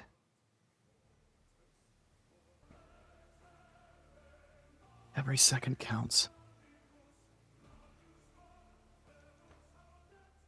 Folklore roll for Florence, because I know he's not great at this, which would be funny, but it's a matter of does he remember the stories from the people at Mount Damon all those years ago? And the time that Merlin formed a fog. Success. You do. You do. You remember that they spoke about riding through the fog. Everyone figured it was a trick of Merlin since he arranged for it.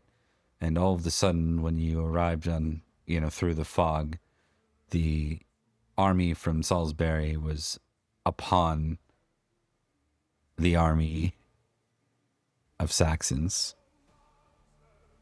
All right. As He's if going to they order were- his men to charge. Brastius will look at you and nod. Bastard. We cut to Jaren, who is on foot, yes? Have you been on foot this whole time? Or I would assume. I mean, he had a horse, but to actually stay like hidden? hidden, he would probably have to be on foot and not on horse. You Give see me your horse now. you see the men organizing. You could simply pull one of them off a horse and make up there if you wanted to. Yeah, yoinking someone because Jaren's getting impatient, Okay. and maybe he can even get up above and ahead this force, or have he doesn't want to talk to anybody really, but he needs to.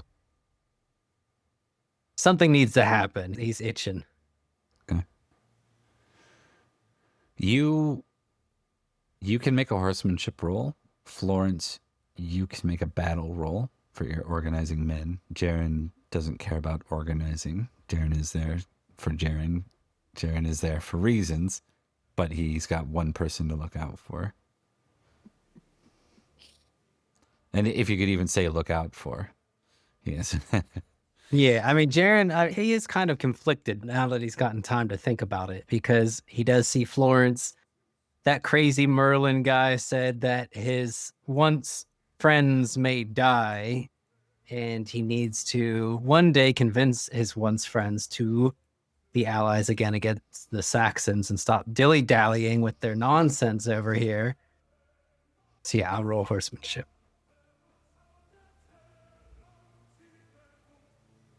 Okay.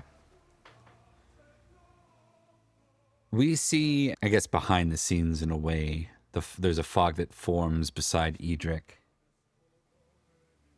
or behind Edric's army, as all of a sudden reinforcements arrive from beyond his sight. We see the banners of Florence and of Brastius. Could I add a little thing as well? Just temporarily changed his banner for this battle. It has the background of the Pendragon, but instead of the dragon, it has a rose. Okay. The rose is the same color as the Pendragon dragon. So it's kind of an homage to it. Understood. Before we continue this, I just want to specify that you are riding east. For you to arrive beside or behind Edrich, you're now riding west. So it doesn't really make sense to Edrich why Florence's unit is coming from this direction, but nevertheless, Florence is here. They And that's came over the mountains. That's going to Is leave... that why Florence took so long? It's going to leave Syagrius' second in command in a very particular bind. But Syagrius, you watch as Sir Perry Sir Percy, Perry, Sir Percy, close enough. Sir Percy and his men do their best to use their horses as cover. The disadvantage is that wasn't as successful of an attack of a coup de grace as it could have been. The bonus side is most of these men are no longer cavalry. We are going to advance forward because we are near the very end, I suspect. We're going to give everyone who is leading men a battle roll. And we're going to give Jaren, in this case, a killing roll, because that's what you're here to do, probably. That's my Yeah. favorite thing to do as well. I would imagine once Jaren gets through the fog and sees a whole army of very specifically foreign-looking soldiers, right? Yep. That's perfect, because Jaren hates those. He hates them a lot. Yeah. Even if they're not Saxons, they're not native. They're to invaders. Yeah. Britain. Right. Understood. All right. I will say this. There was a reason why Edrich charged when he did, and that was because he knew the Black Dog was going to be there, and also because he needed to attack or lose the momentum. I would like to impassion with Love, Sword of Victory. If I fumble, I go into melancholy, though. Understood. I will call upon my homage to the Pendragon. I succeed. Attaboy. Oh, we go. God, attaboy. Oh no. I just want to say this. As Sir Florence's army appears behind us, even though we weren't flagging, the ferocity of the attack redoubles, except as he sees the mark of Sir Brastius, he goes, "It seems Sir Brastius comes to steal the glory from us. Man, redouble your attack." As I succeeded on my suspicious roll against Sir Brastius. so what do I Okay. get for a failure on a 16? For a passion? You get melancholic. -5, right? You've realized that the Pendragons are not a cause worth fighting. you Let me Hold on. Yeah, We- let me double check. Oh yeah, No, go. it's all good. You get a -5, but not immediately while the action is taking place. It'll be from Okay. here for the rest of the battle. Additionally, you lose one Lose a point of point. passion. Yeah. 17. For a failure, not a fumble? No Yeah. longer famous for it, buddy. No, Oh, he's still famous. No, he's not. Never mind. no, it's not. Uh, It goes from no longer payment. I am getting a lot of Great. very. Oh And no! fucking tastic. Mark. I'm getting very close to crits a lot of the time. Hey, just I for have- fun, can I mark swap rolls? I have consistently let's not rolled higher than a 15, except for when I was impassioned. Love that for me. Just don't crit, big guy. Yeah. Oh no, wait, never mind. Different roll. Yeah. Ooh. It was just a flat roll, right? Ooh. Ah. Not dead yet, Yeah. Syagrius. Not dead yet, you bastard. We watch as Florence in his charge manages to push in right to the second in command's unit, and he's speared several times. Florence, give me a horsemanship roll.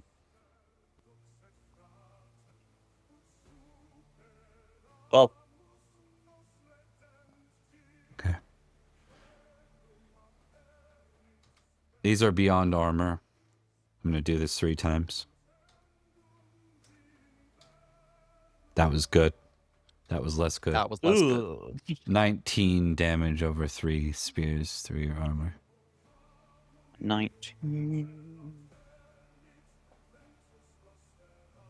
All right. I am at 9. Still up. Are you still up? Holy shit. Yeah. 2 away from being down. There is one roll which has not yet been made, and it is the killing. Killing. Indeed. So, Jaren, as you're fighting through these men just as quickly as you fight through the Saxons, carving through their shields, their armor, like it's nothing, you watch as Florence, not far from you, takes several spears.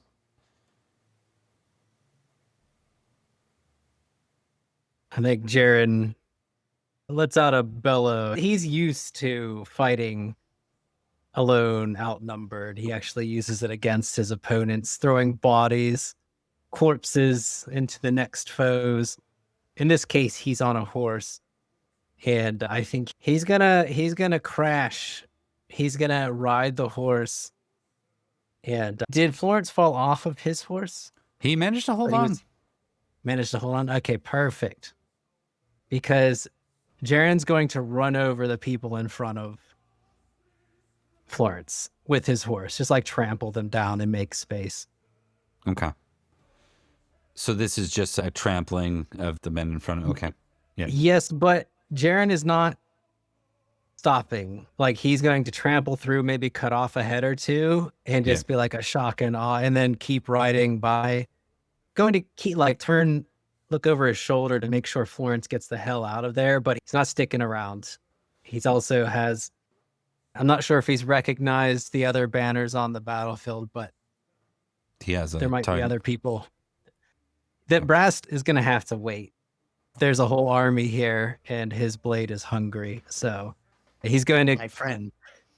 he's going to see if there's any other people he needs to watch out for. We're going to move to an exchange here. Though Praetor Syagrius clearly has the numbers, things have not been going well. Sir Percy, you are but a mere, maybe convoy of men left, most injured. You're on foot. But Syagrius is not far from you. Seize the opportunity. I'm going to go for it. The chances are being spent. Okay. Now, you are likely to face, just like if he were to press attack on you, you're likely to face rear guardsmen that will move to harm you.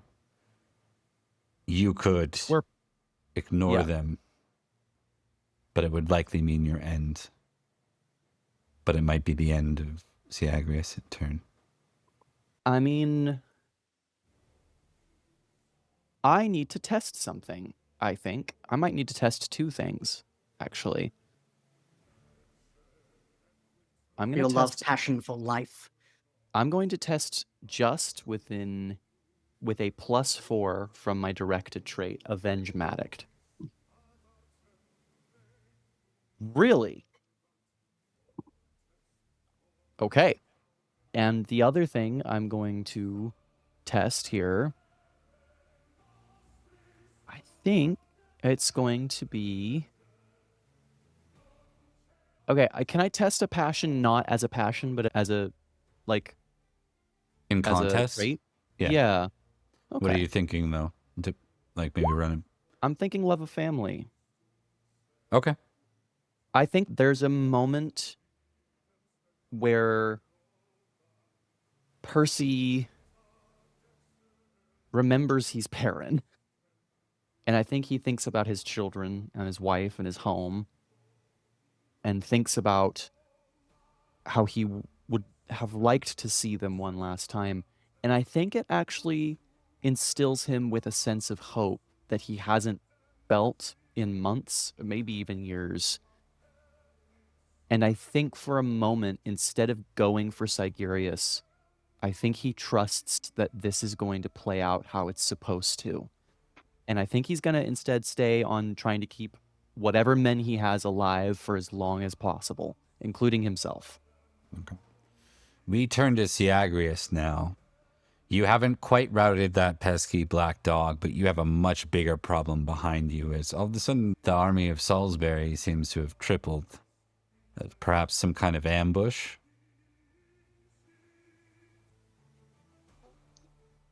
The dog's forces are all but routed.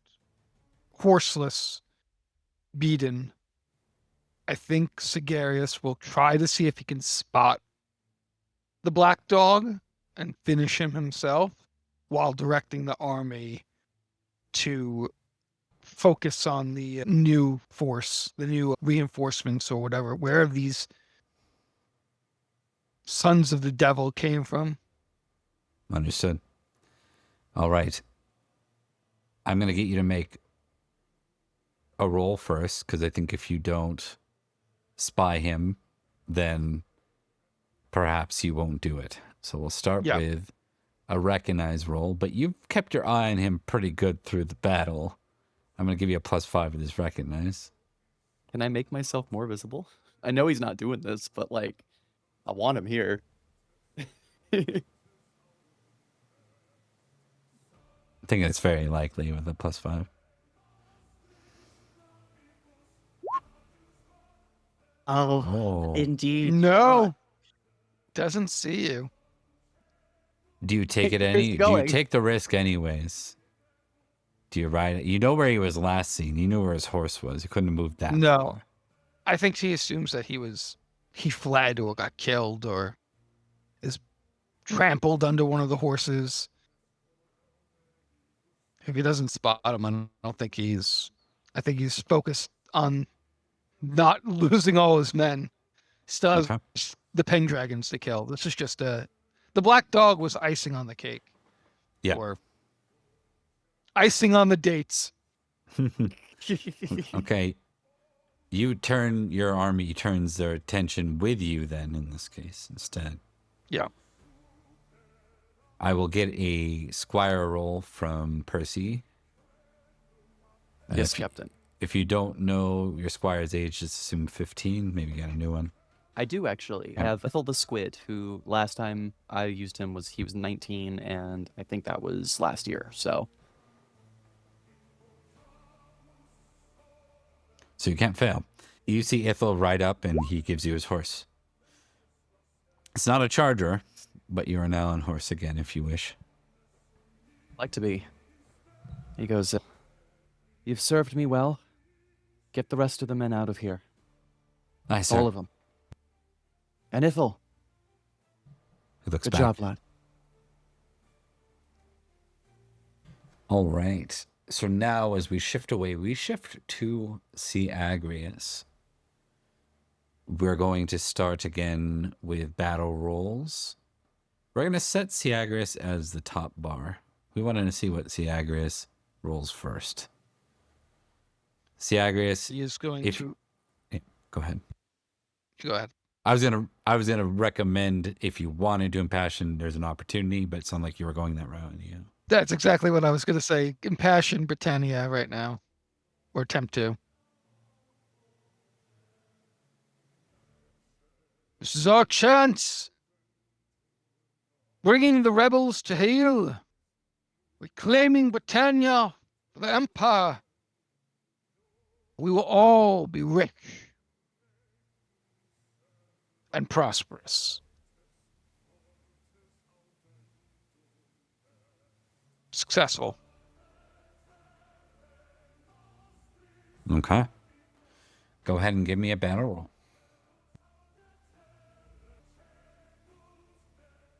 I'm sweating.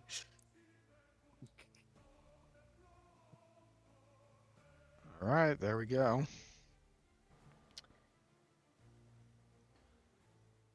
Leaving his back open to a potential black dog, though. Yeah. I don't know what you're talking about. We're gonna I- get Florence and Edrich to make a battle test. I would like to impassion myself with something as big as his Homage Britannia. And for the first time, I would like to roll my Homage Pendragon at 13. Give it. I would like to call upon my honor. You cannot because you are now a melancholy. Melancholy. Great. That sounded so miserable. Oh, Succeeded. There you still a go. success. Succeeded, but still not great. I've been consistently getting between 15 and 20. I've just never been critting. Put a sword in my hand and by God, you'll get your death. But I think over the clamor and the clang of battle, for the first time in his life, the battle cry that leaves Edric's lips is, "For Arthur!" You hear that go through multiple people, probably the leaders more so, because a lot of the other people probably have no understanding of Who's that is. that? Yeah. A lot of Who's Brassius and Arthur? men say it. Yeah. We move to Florence. The enemy leader who you had tried to close in on spots a weakness in you and moves to finish that.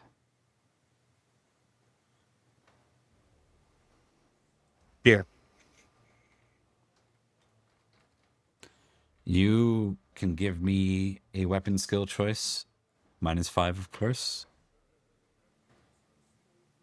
He does not have to leave his point of position. Critical. That is really good for you because he cannot beat. Ooh. Give me your damage and crit damage. Attaboy. That's the way. If you get us to hit things, we're phenomenal. I think this is the first time that the 36. entire Sword of Victory has been together. Yep. Yeah. Indeed, Since- it's been a while. Since Uther died. We're going to give a recognized roll to Florence and Edrich as well. This will not suffer the -5 penalty for Florence. All right. Success. Recognize. I don't think it's going to matter. Nope.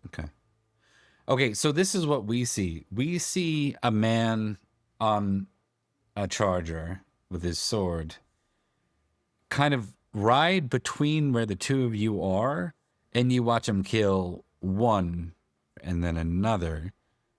And the two of you are completely baffled. But Edrich, you're like, for a moment, you look and you're like, that's Jaren. He looks different.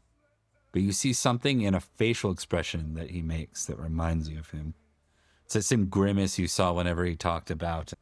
He always hated the Saxons, right? It's just one extreme. Always. Yeah, when the Saxons killed pretty much his whole family, he started Yeah. hating them. Yeah. You see that that look of hate, and that's resemblant to what you've seen before, as he seems to have appeared almost out of nowhere. For Florence, you're like, who the hell was that? It's just really impressive display of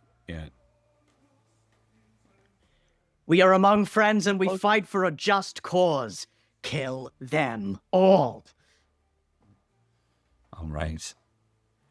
Despite all this, we see that Syagrius has the upper hand tactically. His men have formed around him and reinforced, and with all the numbers that you've compiled together, they still outnumber you. Not quite 2-1, but there's an advantage still. Indeed. We're going to go ahead and check in on Percy. Well, I think if Percy's got an opening to try to get Syagrius, then I think he'll go for it alone. But considering he doesn't have a good horse right now, I think another option would be to have him work his way around and link up with possibly Sir Jaren's force, Sir Jaren, and see where that gets us.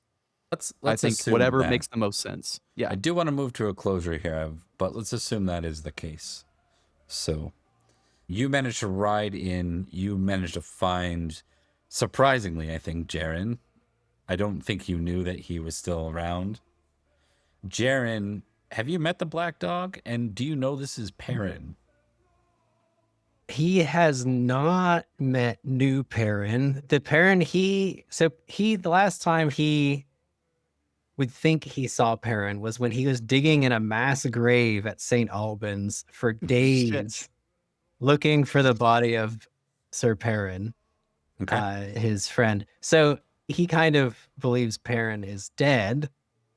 He's also in a blood craze. Like once he starts killing en masse, he kind of loses himself to it. But I think if he sees Perin, that snaps him out for a second. Recognized roll. Let's just flat, we'll say. I don't think he's very good at it. So, if the dice determine, then the dice determine. Sorry, I should sit closer to my mic or else it won't register. I must be a Roman. No. Looks like a Oh, that would have been close. Yeah, More so that looks like a Saxon. I think, yeah, it just doesn't, it's not your focus. What is your focus, Jaren? Other than feasting with his sword, he's trying to keep as best of an eye as he can on the sort of victory members that he does know is here. He's seen Florence. I'm assuming maybe Edrich, if he rode by, or seen the banners. But the Black Dog is not someone he's familiar with. Their banners, they're everything. So he's pretty much doing a lot of, what's that called? Guerrilla tactics. Even in the massive battle, he's riding around. If his horse gets hurt and it's not working well, he jumps off, rips another knight off their horse and takes it, and it keeps riding it until it, is through. He doesn't seem to tire when he's killing people. Let's do this is the biggest sort of, you don't like these, like the numbers and the chaos, this is more like battle than it is what you're used to. Let's just do a battle roll, make sure that everything is going according to plan. Maybe a fumble is you losing your horse and you get off the horse and you're not. I also have an idea, but let's see his first. Battle. He does have decent battle. Okay. Yeah. You don't even need me. You don't even need me. No problem. You're fighting along. Now, Percy, do you I think you would recognize Jaren. Do you have a high either recognize or heraldry? I don't, but I will say I named my firstborn after him. So I think possibly, even if Jaren has changed a lot, that's not a face that he's going to forget. Yeah, you see the anger. You've seen that plenty of times, the way he fought the Saxons when he lost her hand. It's not that far off, even though the rest of his features are. There's an anger in the way his jaw tightens that's resemblant of that boy who fought beside you. I think on his rouncy, he's, while Jaren is pulling away for another attack run, I think Percy's going to come alongside and go, Sir Jaren! It's a miracle to see. Oh, he's going. All right. It's a miracle to see you. Yet there's now an annoying night. Like there's an annoying fly that's buzzing around Jaren's head as he's trying to slaughter and do what he's made for. Eventually, if it keeps getting in his way, he will look at it. What? I just wanted to show off my new hand. Your what?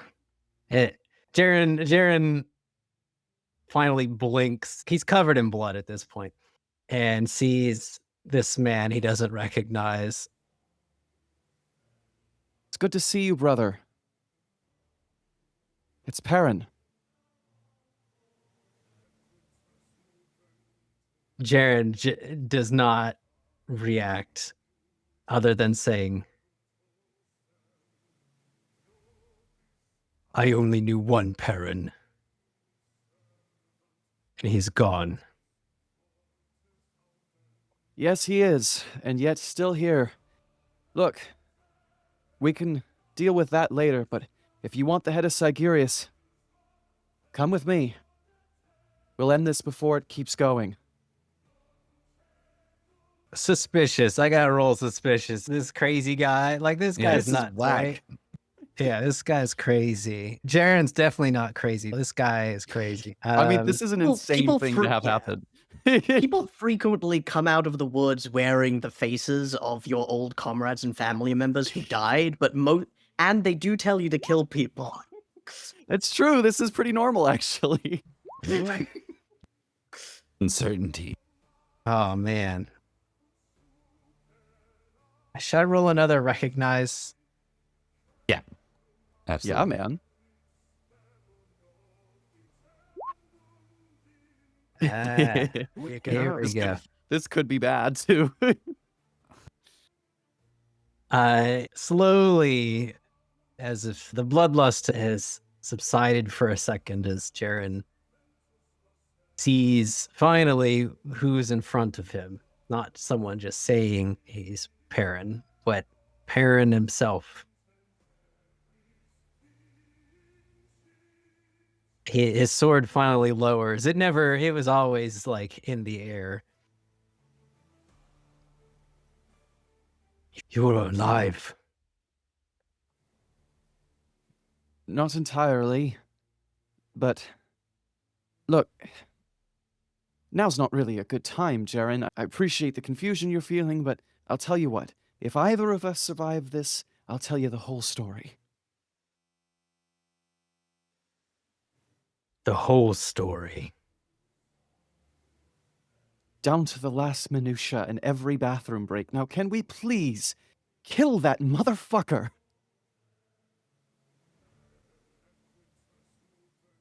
I'll take the vanguard.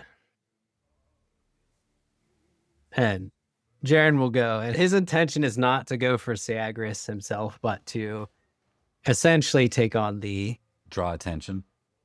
draw attention from the personal guard, the honor guard that may be around Syagrius. Okay. I'm going to ask for Thomas, Mark, and Liam. Who wants to be reckless enough to try to lock in with Syagrius one-on-one at the risk of potentially dying? Me. We got Edrich, we got Me. Percy. What about Florence? Florence got hurt pretty bad. Yeah, Florence is pretty fucked up, but he's not gonna give up anytime soon. I think he's gonna definitely head to the back ranks for a little bit. Is there Okay. any way to get rid of melancholy? Not Snap really. out of it. Yeah. Someone can snap you out of it, but that's another player snapping you out. You guys would actually have to like be allies enough to.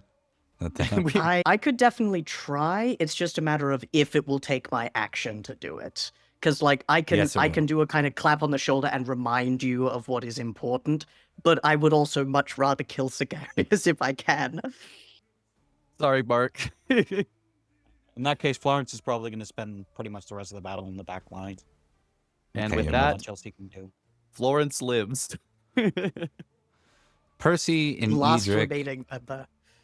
you can both give me battle rolls. The higher battle roll is going to get the opportunity this round. As long as one of I you would passes. like God damn I it. would like to impassion, just in No! preparation to the further round. If I fumble, I am melancholic. This is an action that I was bade to do, and it's not just my Earl, but all that I have served. That's a fumble, I'm melancholic. No, you're maddened. Oh, wait, you can't be. No. melancholic. Yeah, yeah. Yes, okay. melancholic. Okay. So I'm gonna not roll this with -5, but I'm gonna keep it in mind for my sword in the future. Hi. Higher battle. Higher battle. Okay. I think surrounded by blood and death, he sees like one of his closest friends and allies get fucking skewered by many spears and back off. The only other people he can see is a maddened Sir Jaren and Sir Virgil on a round sea. This will likely be his last charge, but he's going to do it. Okay. You'll have to split between Syagrius and a rear guardsman. Okay. Are they mounted? The rear guardsman is not mounted, Syagrius is. The rear guardsman is using a great, like a polearm. Okay. I was going to say great spear, but it's probably more like a polearm. Same idea, though. All right. I'm gonna go. I kind of have to try. I'm going to do. Syagrius is mounted, you said? Yes.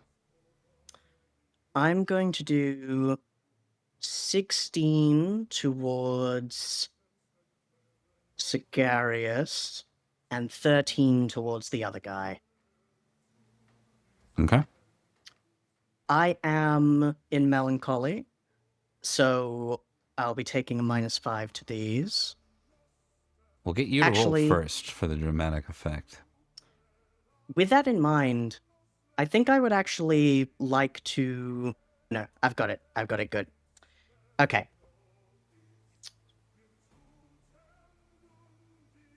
Let's do this. Come on, buddy. Come on, buddy. Success on Syagrius, rather. Let's do the other guy. This is going to be... minus... Sorry, I have to do math. This is going to be... It was 13 originally, and it's still going to be 13 because he is unmounted. Let's do it.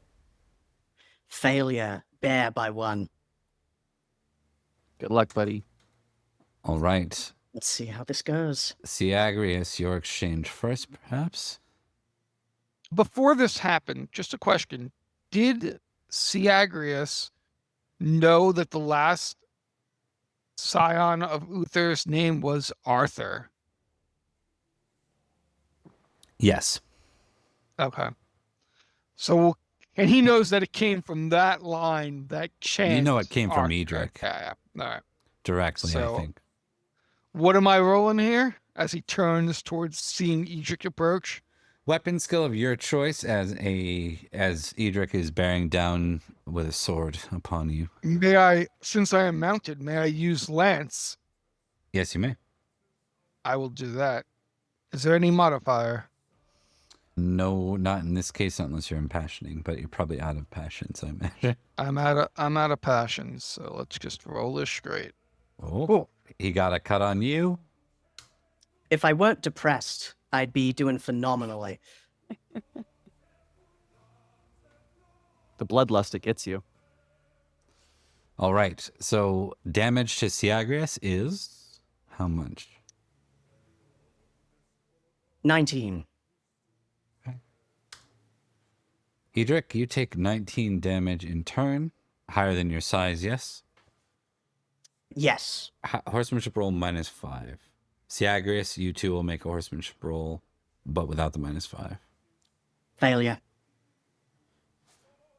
And does Syagrius have any armor that is reducing that, or is it just straight 19? You hit still. You got a shield and armor. You only took, out of the 19, you only took 3. Okay. Edrich, you took 1 for falling, and you took 9 because you didn't get your shield. Yeah. Yeah. I took 10. I'm still fine, but I have been better. And you're off your horse. Yeah. I'm off my horse. I'm depressed. Things are looking bad for old Edrich. We move now, I think, to, like, as Syagrius's rear guard tries to move to contest the horse for Edrich, like with Edric's squire probably, right? While Edric's prone. You may have another opponent bearing down on you. We're going to see if Percy wants to take this opportunity now. Percy, Liam, you do have an opportunity here. There is a distraction. Opportunity. Yeah. I would love to take this opportunity. Do I hit him? Yeah, absolutely. No. Yeah, let's get in there and let's go for the swing. Okay, so this is yet another contested roll. Weapon versus weapon. And he's got a bad horse supply, or no? I'm not doing a charge. Yeah. So maybe? What was this? What was the question? Because I don't have a charger, I've got a Rouncy. Does that give me any disadvantage? Oh, I think you need to make a horsemanship roll. That's all. Okay. You aren't charging down with a lance. That's a bonus. Okay, and you wouldn't do horse damage at the same level with a roundsy. You get 46 then. Ooh. That's my normal damage anyway, so. Normal damage? Ooh. Let's see it. All right, now I roll 4d6, so there's pretty strong chance that he's just going to tank all of this. Correct. Yeah, but you are now locked in. The 3 of you are now fighting here. Syagrius, I misheard you earlier. I decided to accept your challenge. Dishonorable swine, why will none of you just abandon this fool's gamble? Just give me the boy. Give me Yes. Arthur, and everything will end. You are a revenant, powered by nothing but hate for a country and an empire which has been dead for centuries. A thing like you doesn't exist in the world we're trying to build. We watched 2 other rear guardmen go to get ready to assist, and then we see Jaren ride by, and we just see pieces as he starts to carve into them, leaving it 2v2. I think the rear guardsman is going to try to take Edrich while Edric's still prone. It seems like that's the most appropriate situation here. Can I make a Edrich saying squire is roll? really- Yeah. Edrich, sorry, you Edrich saying his really badass line with a mouthful of mud. Mouthful of mud is like, could I make a squire roll to get, like, helped up? I think he's in a position where that's not going to be the case. Yeah. All right, let's do this. I'm going to focus on that guy entirely. Even depressed and prone, Still I really will good. be rolling versus 19. So let's see about it. Go get him. Go get him, boss. That's really good. I have to crit Yep. in order to beat you, or a 17 to Don't jump. say that, man. Yeah, you got him. There you go. All right, so as Edrich does damage here, we're going to go ahead and move to Percy versus Syagrius once more. Ooh, that's pretty. 24. As he gets to his feet with the same kind of motion as he deflects and strikes.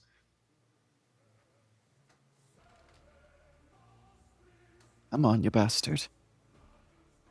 All right, and Syagrius, you can make your sword attack or your weapon attack in turn versus Percy. Should it be sword or lance?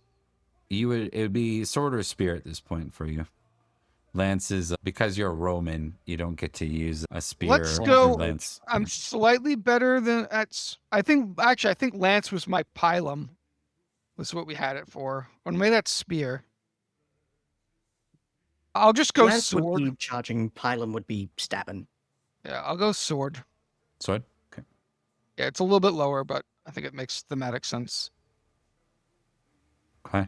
Percy, damage. Oh, okay. Come on. That's decent. I'm going to do 1. Yep. As long as we can continue to do this. I'll chip damage you to death if I can. Is there any way Syagrius can use his trained horse and horsemanship to try to, scare Percy's horse and like Round ride C? away from Edrich My round C. and ride away from like Edrich because he's dismounted? Yeah, so what I will do here is I will give you a horsemanship test, and that is your action for the round. And we'll see Yeah. how that plays out. I think that's what he'll do. Good luck.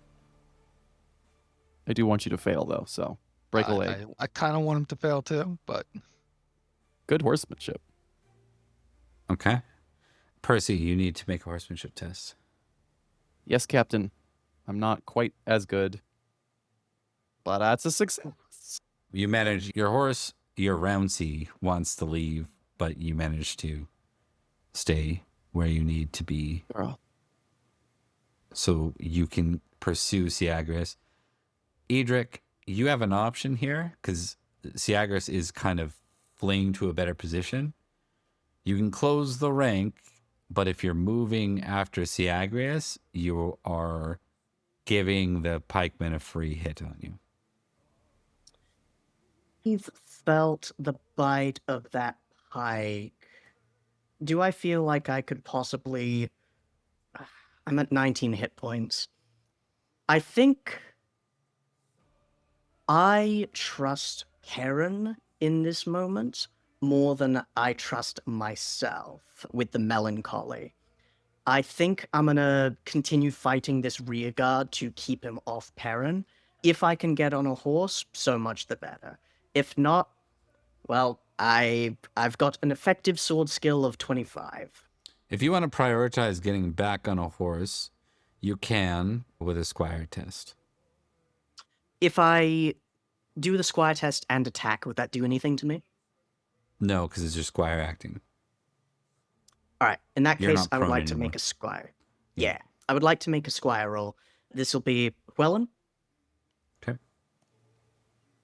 He succeeds. Hey, Okay. leave well enough alone. You're back on your horse, and you have the pikeman as your enemy, who doesn't suffer any sort of penalty for you being on a horse, but otherwise, yeah, you now have the full brunt of your skill, well, minus the melancholy.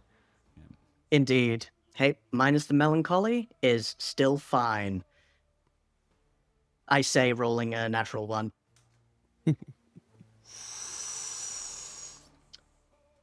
I still succeed, so let's see how my shield goes. Ooh, 6 damage. I am still up, All right, you're not unconscious? not unconscious. Take a little bit more for that. 7 more hit points. Okay. And what is... Give me a horsemanship roll, unfortunately. Yep, that's right. That is 5. Oh, he's right. He just Six got hands got back on my I horse. just got back up again. Yeah. You managed to I stay up. succeed. So overall, So, you know, yeah, indeed. Man, this depression is really messing with me. Florence, you can make a squire test from both of your squires while this is happening. It's possible because it's delayed longer than I thought for sure it'd end in like an exchange or two. It hasn't, so it's possible. I roll really bad 420. damage. My luck goes up and down. I'm an old man. I'm 40. What year are we in? It's Is bunch of 509. guys. 509. I'm old. I'm old as hell. All right, a D3 for each of those, Florence, for health back. D3.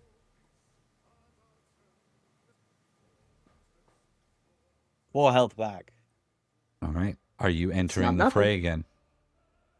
Yeah, I might as well. Probably gonna die, but Okay. See where we go. I believe in us. Edrich doesn't at the moment, but I do. God is with us. -5 to everything. Edric and God Florence. is with us. Battle rolls for Not Edric you and guys. Florence. Percy and Syagrius, you'll be making another exchange against each other this round. With the depression failure. Okay. Depression success. Jaren, battle test. Can the two of us break each other out of our melancholy? I don't think so. I don't think we can if we're in Mount. I think you guys need to make out on the battlefield in order to make it happen. It's a gotta- cure both got- at the same time. It's a very different Can game. all love of a sudden. bloom on a battlefield? Okay, so Jaren, you see Edric, who you kind of just notice and recognize at this point. You see that he's managed to get himself surrounded by a couple of pikemen. I think Jaren is kind of torn. He's been going back and forth between defending off extra combatants for Perin and now Edrich. So if Edrich looks in a more dire spot, he's going to have to go that way. He does look And- wounded. Perhaps if he wasn't, he would be in, no problem with these 1 versus 2, but that would certainly give him a 1-on-1 odds if you were to deal with one. Yeah. He's going to try to clean up as fast as he can to get back to Perin because he knows that a lot of the rear guard probably corral around their leader. Okay. So 1 versus Edric. And 1 verse is Jaren.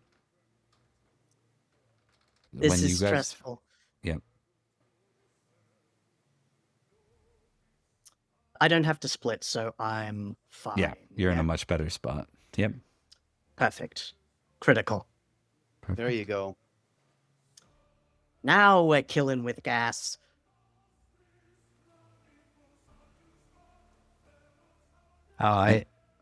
Rolling is kind of not Yeah, not Hey! a little pointless. What is up it's with your sword crazy. skill, man? It's Jaren. He lives and breathes this, and he has a cursed sword that kind of, is good at killing. Yeah. I- Recognize roll for Edrich real quick. Do you see Jaren? Uh, Because I don't think you did before, right? I did. I was the one that succeeded. Okay. I know that my Yeah. friends So are here. It's you just see, that. okay, yeah. here's what you see, Edrich. You see the pikemen go up with the actual, like, steel part of the pike. And you see the sword cut right down through the metal and then through the guy all in one go. And it didn't look like you're a good swordsman. It didn't look like it was this impressively strong strike from Jaren, or so skilled that it is very skilled. I shouldn't take that away. But you're also a swordsman of high caliber. You would recognize that was almost like supernatural. It was very impressive. Very impressive. Indeed. Yeah. I think there's definitely a mark there. Does the sword look different than a regular sword in the split second as he sees it go by? Not Just to your regular? eye. Yeah. It looks in that case- ornate. That's about it. Looks like it looks Indeed. it stands out, but not in any sort of that sort of way. So In that mind, he, in the distance of his melancholy, happy to fight alongside swordsmen who are better than him and on his side. Not to be outdone, he does 34 damage. yeah, both of you make quick work of your enemies. We cut to Florence and Percy versus Syagrius this round. Syagrius, you're in a bind. Even though your men are holding pretty well, you're struggling to find those back units you need. It seems like what we know as an audience is that Jaren's been going around carving them up. So you don't have that support that you normally establish for yourself. In this case, it's going to be you splitting your attack amongst Florence and Percy. You can choose to ignore one and go all in on one.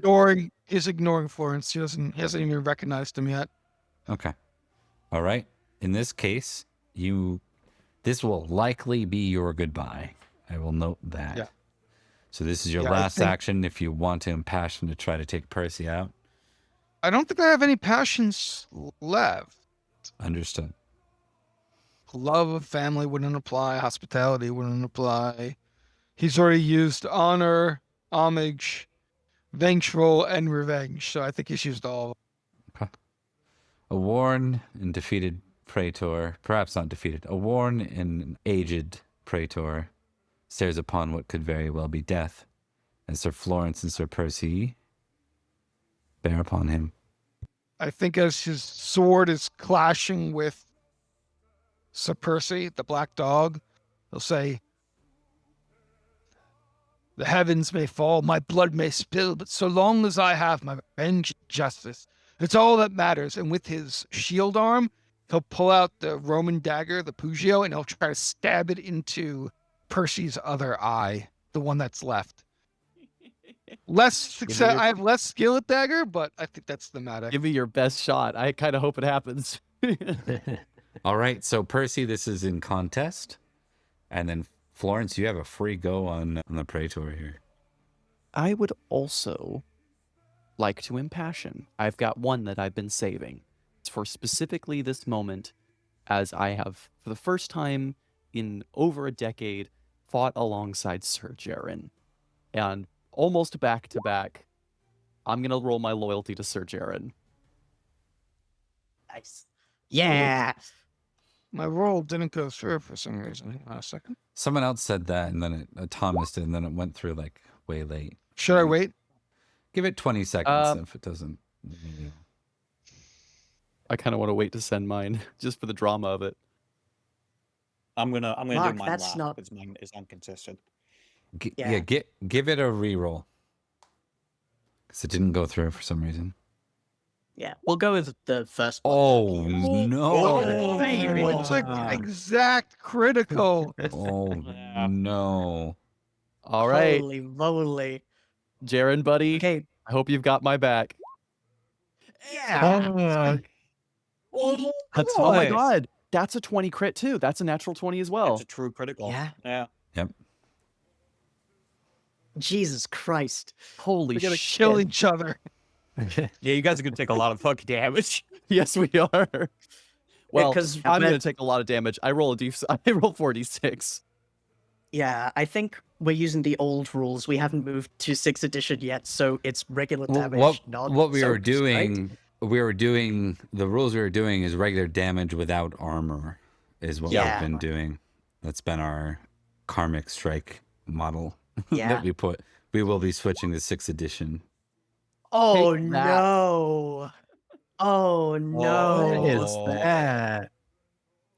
Oh, Do I no. just hit That's- my damage button? 4d6 because you got a dagger. Oh, gotcha. Uh-huh. Take that, sir. 9 damage is bad damage, like, even... For Wait, anything. that's without Yeah. armor. Yeah. Just to note it. That's with Yeah. armor? Yeah, it's true. He Without- That's he awesome. took Oh. that through his armor, and you take 12 Yeah. with no armor. Percy. How's that eye looking? I don't know. That is that a major wound? It's not a major wound. Okay. And managed to avoid that. Maybe you take it in the orbital, in the cheek or Yeah, something. on the eyebrow, like Yeah. right above. What is 12 with no armor, no shield like for you? Where does it put you, Percy? It puts me. I'm okay, but hang on. Let's see. You're not unconscious. You're not. I might be. Let's see. 12 would put me at 11. Oh, hang on. Let's see. 1, 2, 3, 4, 5, 6, 7, 8, 9, 10, 11, 12. Yeah, it puts me at 11. I'm still up. So, okay. And I imagine your size is greater than 12 or greater. Correct. We move, and then we're checking what does 9 damage to Syagrius do? He's still doing pretty good, right? He's still, like, he's hurt. Another 9 damage will probably... Yeah. Oh, well, another 10 damage will put him to unconscious, but yeah, in comes a charge from Florence, so we're about to see what that looks like. Get his ass, buddy. Get So him. this is a charge, so I get a +5 to this. So it Yes. cancels out. Yeah, you do. cancels out the melancholy. So Yep. plus nothing. Plus nothing. Plus nothing. But it's opposed only by armor. Only by armor. I Okay. can't miss. But I don't Can't crit- miss. And a good strike is likely to send him, like any decent strike. Let's see if I can roll decent. Apparently That's decent. No, that's Could be decent. worse. not. Oh, is it? Yeah. Yeah, It's because against full health. you can't Yeah. contest. Yeah, So, can't no contest, so shield. no shield, so it's 4 damage to the armor. Syagrius. What is his Syagrius' size at this point? Size is 14. Oh, so close. So close. One more and you Yeah. would have had to trigger a horsemanship roll. What is Syagrius' health? How much did he take after the armor? 4. 4 Four. damage. He has 13 hit points at the moment. So in very bad shape here. Yeah. One less than me. Okay. As the Florence- spear tears along his side. Yeah, I think what happened is your sudden, like, he was expecting to go in with the blade, but then all of a sudden you pulled the dagger and, like, thrust forward really far. And so he.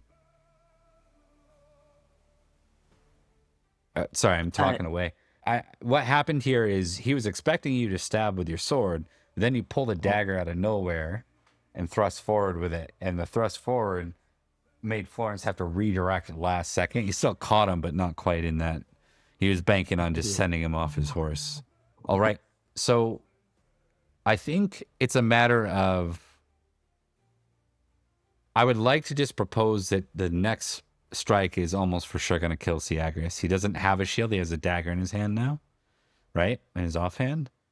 Well, typically the Romans were able to have that dagger with the shield. Oh, but right, with the shield. yeah. Okay. Yeah. Even so, what do you got? Like, you could probably only take like 5 or 6 before you're unconscious. Yeah. He could take 6 and then he's unconscious. 6 and then he's unconscious. Because 6 will bring him down to 7 and his unconscious is at 7, right? So that would drop him. Okay. So, I mean, you're playing the character here. You tell me Do you focus in on somebody? You're likely you can see Edrich in the I distance. think I think he wants the black dog. Like, I think he thought he was going to kill the black dog just then, and somehow they're both still like.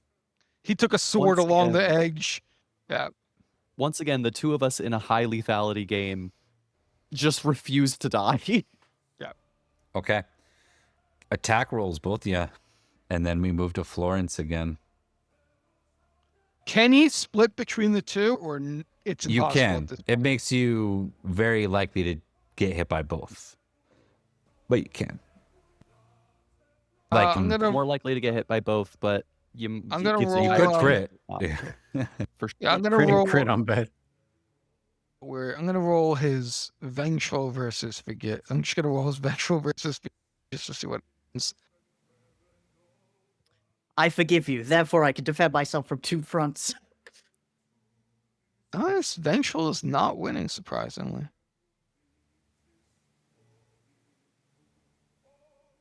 Maybe I would suggest that not there's as a much, though. moment where Syagrius remembers Perin, remembers Yeah. Florence as people that actually wanted to fight for Suzanne. They wanted to help. You were much younger then, but it feels like folly. These aren't your enemies.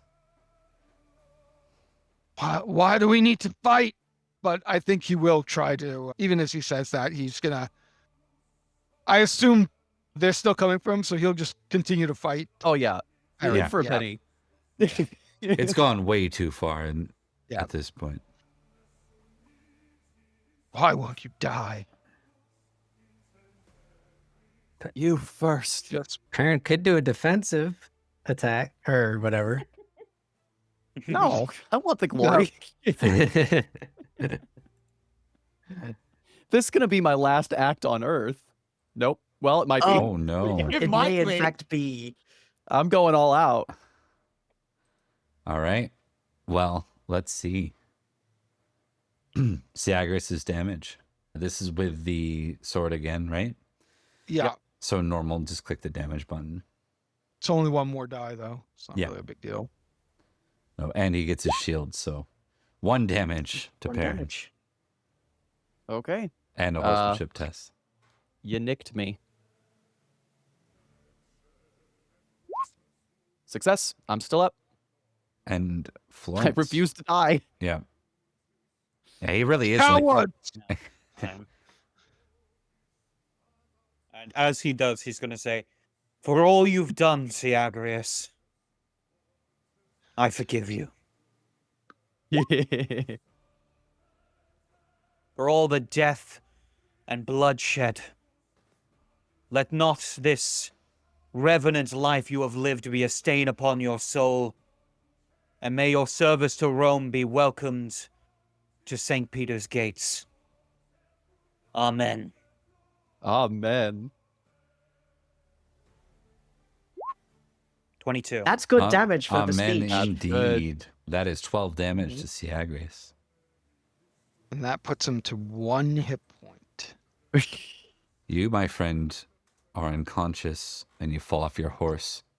He hears those words, tries to turn to say something, but the pain just overwhelms him and he tumbles off the horse, bleeding out on the dirt. You know. He just Sorry, go ahead. 4 extra damage right off the horse. Is there a nice big rock to fall on? Yeah. Crack his head right on the. Yeah. Yeah. Might just be, a shield. You just like a stud from one of the shields. Nice, clean, pointed angle at your head. I think we see Syagrius. We always like to do things as dramatically as we can. So, Syagrius, what are your parting words?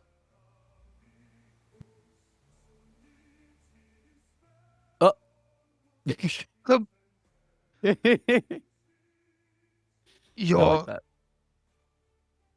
boy will fail. That's all he'll say. All right. If it is the way it is be, it will not be by your hand. Is what Florence Eat shit and says. die.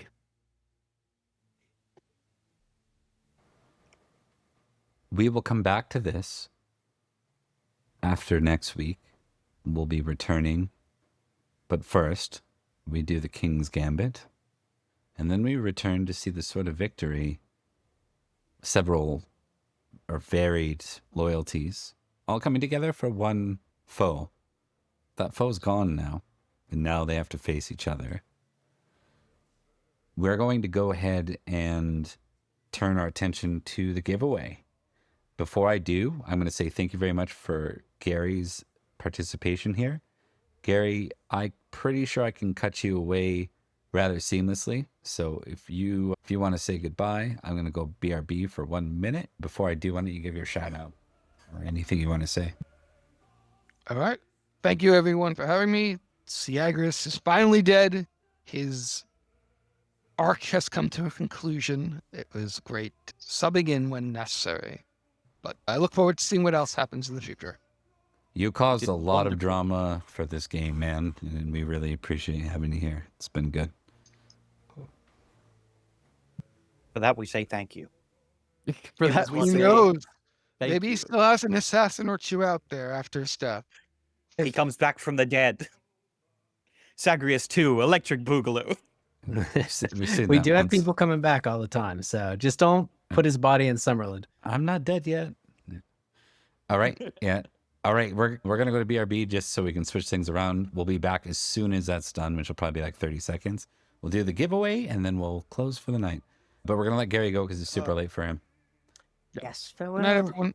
Detective, what are you doing? That's contaminating the evidence. Great. It's Andrew, never gonna Andrew. Oh, We're not detectives. I'm sorry. I didn't want to hit you again. just Hi, welcome to TTRPG Talks, where we sit down with game designers to discuss the games we love. Today, I'm with Andrew Orvidal of Occupied Hex Design, known for the True TV sitcom Those Who Can't, a well-known comedian as well. Andrew, welcome. Thanks for having me. All right. So I always get started with folks leading into what brought them into TTRPG interest to begin with. When did you start liking role-playing games? Well, as a kid growing up in the 80s, I was not allowed to play tabletop role-playing games, even though I desperately wanted to. My parents bought into the satanic panic or what have you, and I was not allowed to play them. So I would... Let me pause real quick. I think there's an echo. Do you hear the echo? Okay. You should be good. Okay, cool. Yeah, so as a kid, I would spend all my time in the local game store just reading the game books. I remember reading Dungeons & Dragons and Rifts, and I would just sit there and read through them and kind of wish that I could play them. And it wasn't until much later, in my 30s, I had a fellow comedian was like, you should try Dungeons & Dragons. And I was like, oh, okay, I guess. You know, it kind of just slipped by me. And I played and I was hooked. And then from then on, I've played very kind of steadily since. And yeah, so very late in my 30s, but I'm trying to make up for lost time, I guess. That's fair. So you've been kind of running through all sorts of different games from Dungeons & Dragons for it. Any standouts for you? Gosh, I've played so many, it would be hard to... It's funny that Dungeons & Dragons is the first game because I feel like it's one of the most convoluted games, and it's funny that's the entry point for so many people, and you're like, oh, there's so many other games out there that are much, much easier to learn, much easier to explain to people. And so, gosh, what are some recent standouts that I've been...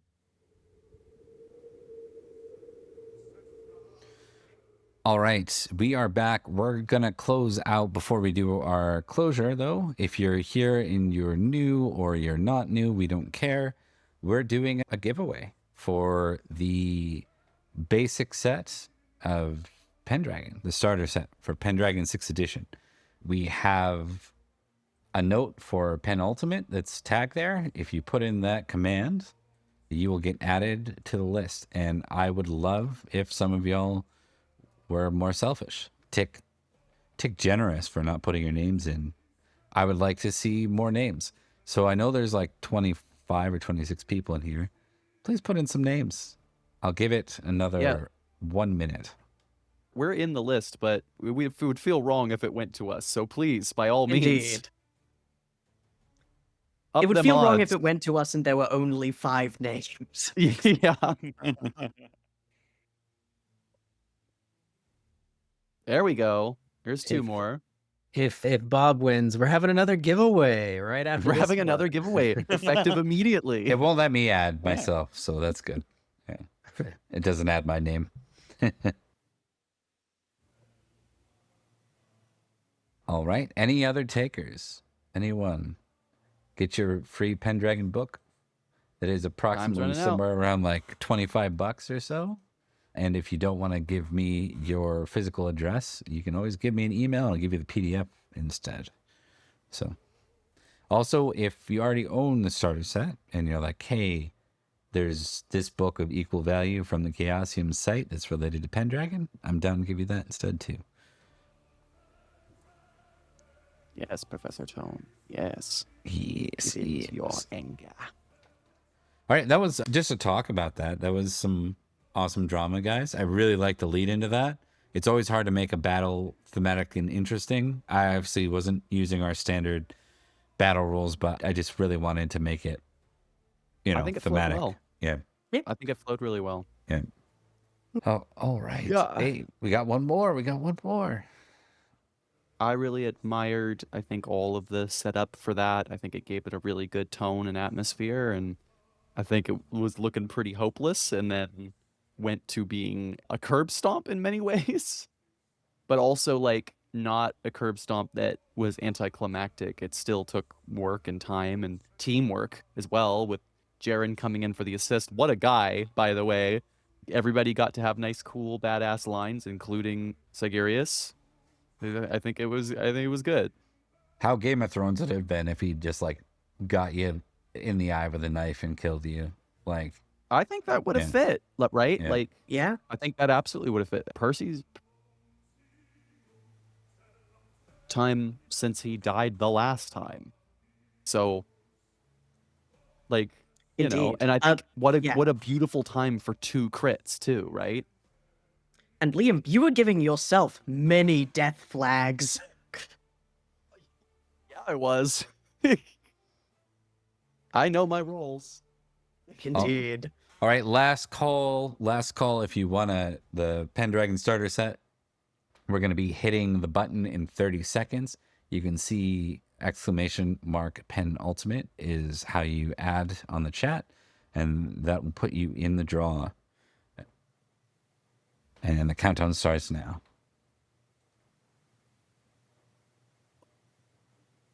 But indeed, it was a good time. We took damage, and it was a hell of a time actually getting to the point where we were dominating the fight. But once we can actually bring our knightly skills to bear, we knighted all over the place. All We right. knighted all over the place, just like our Earl, our lovely little Earl. I love that he knighted all over the place. Indeed. All right, we're A bunch gonna of children.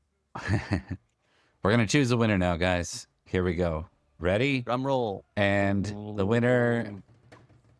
I can't do that and click the mouse. Hold on, there we go. Just one hand. It sounds like something else. Hey, Cleansing Rain. Hey! Congrats. I think that's a first-time chatter in here too, as well. Cleansing Rain's been here before. Yeah. Never mind. Whenever.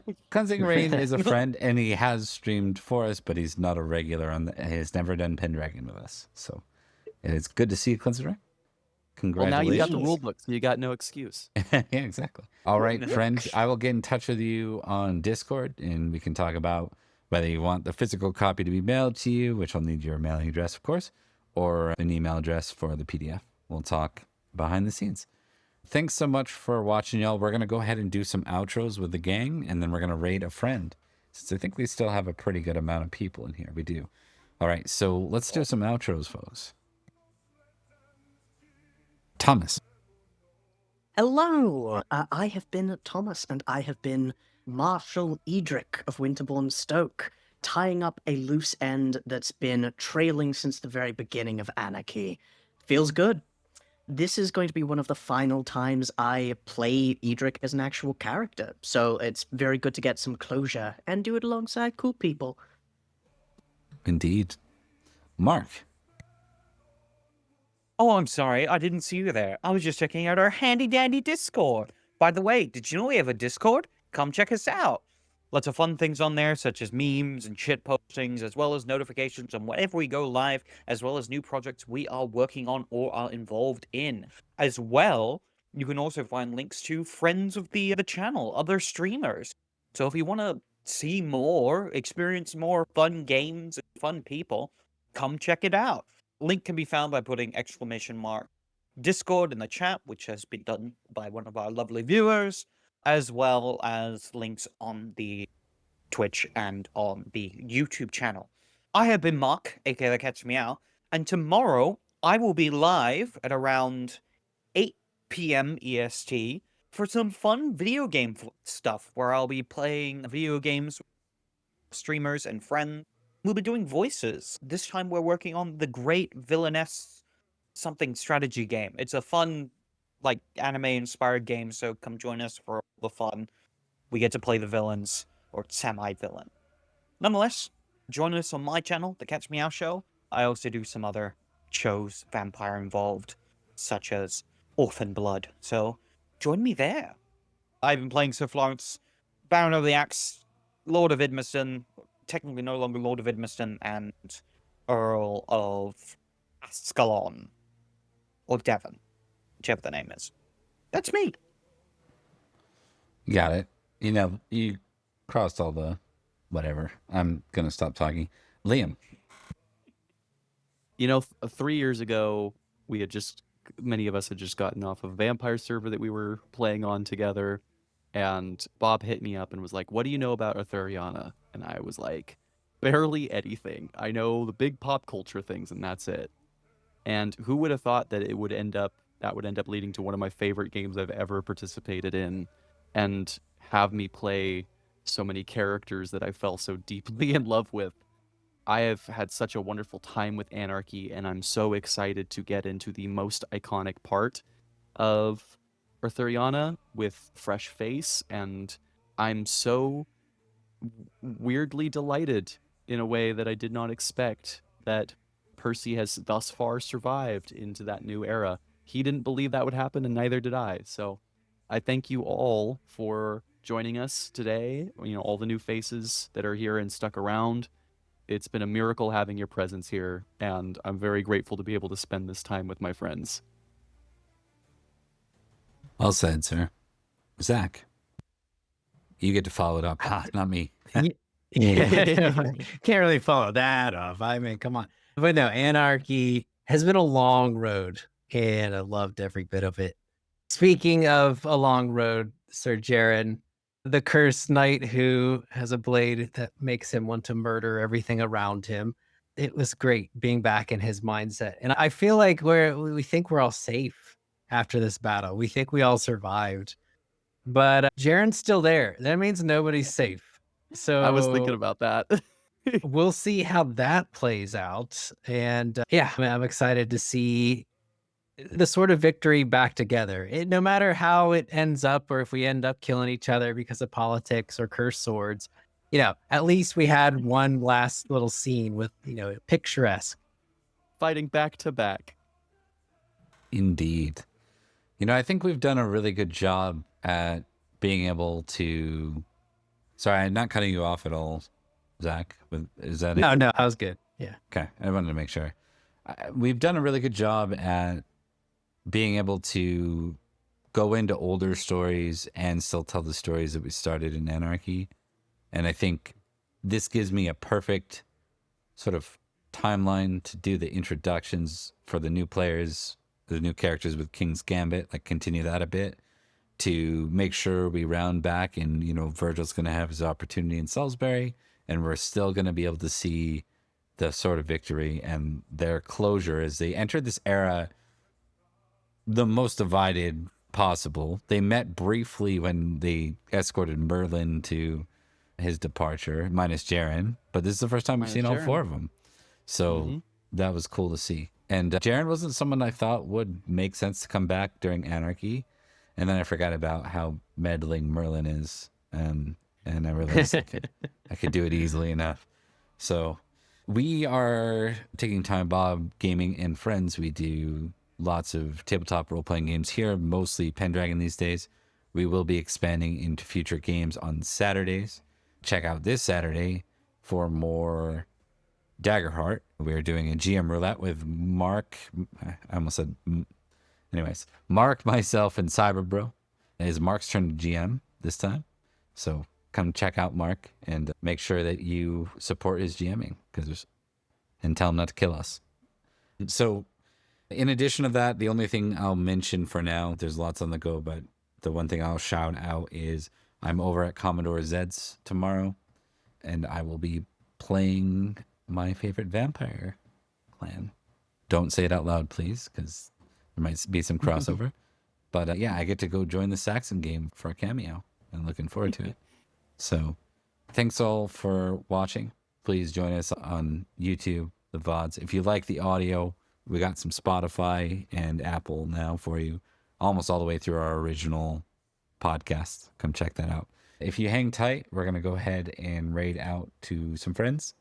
We'll be doing that very shortly. For now, enjoy the brief, entertaining interview piece from our BRB screen. We'll be right back.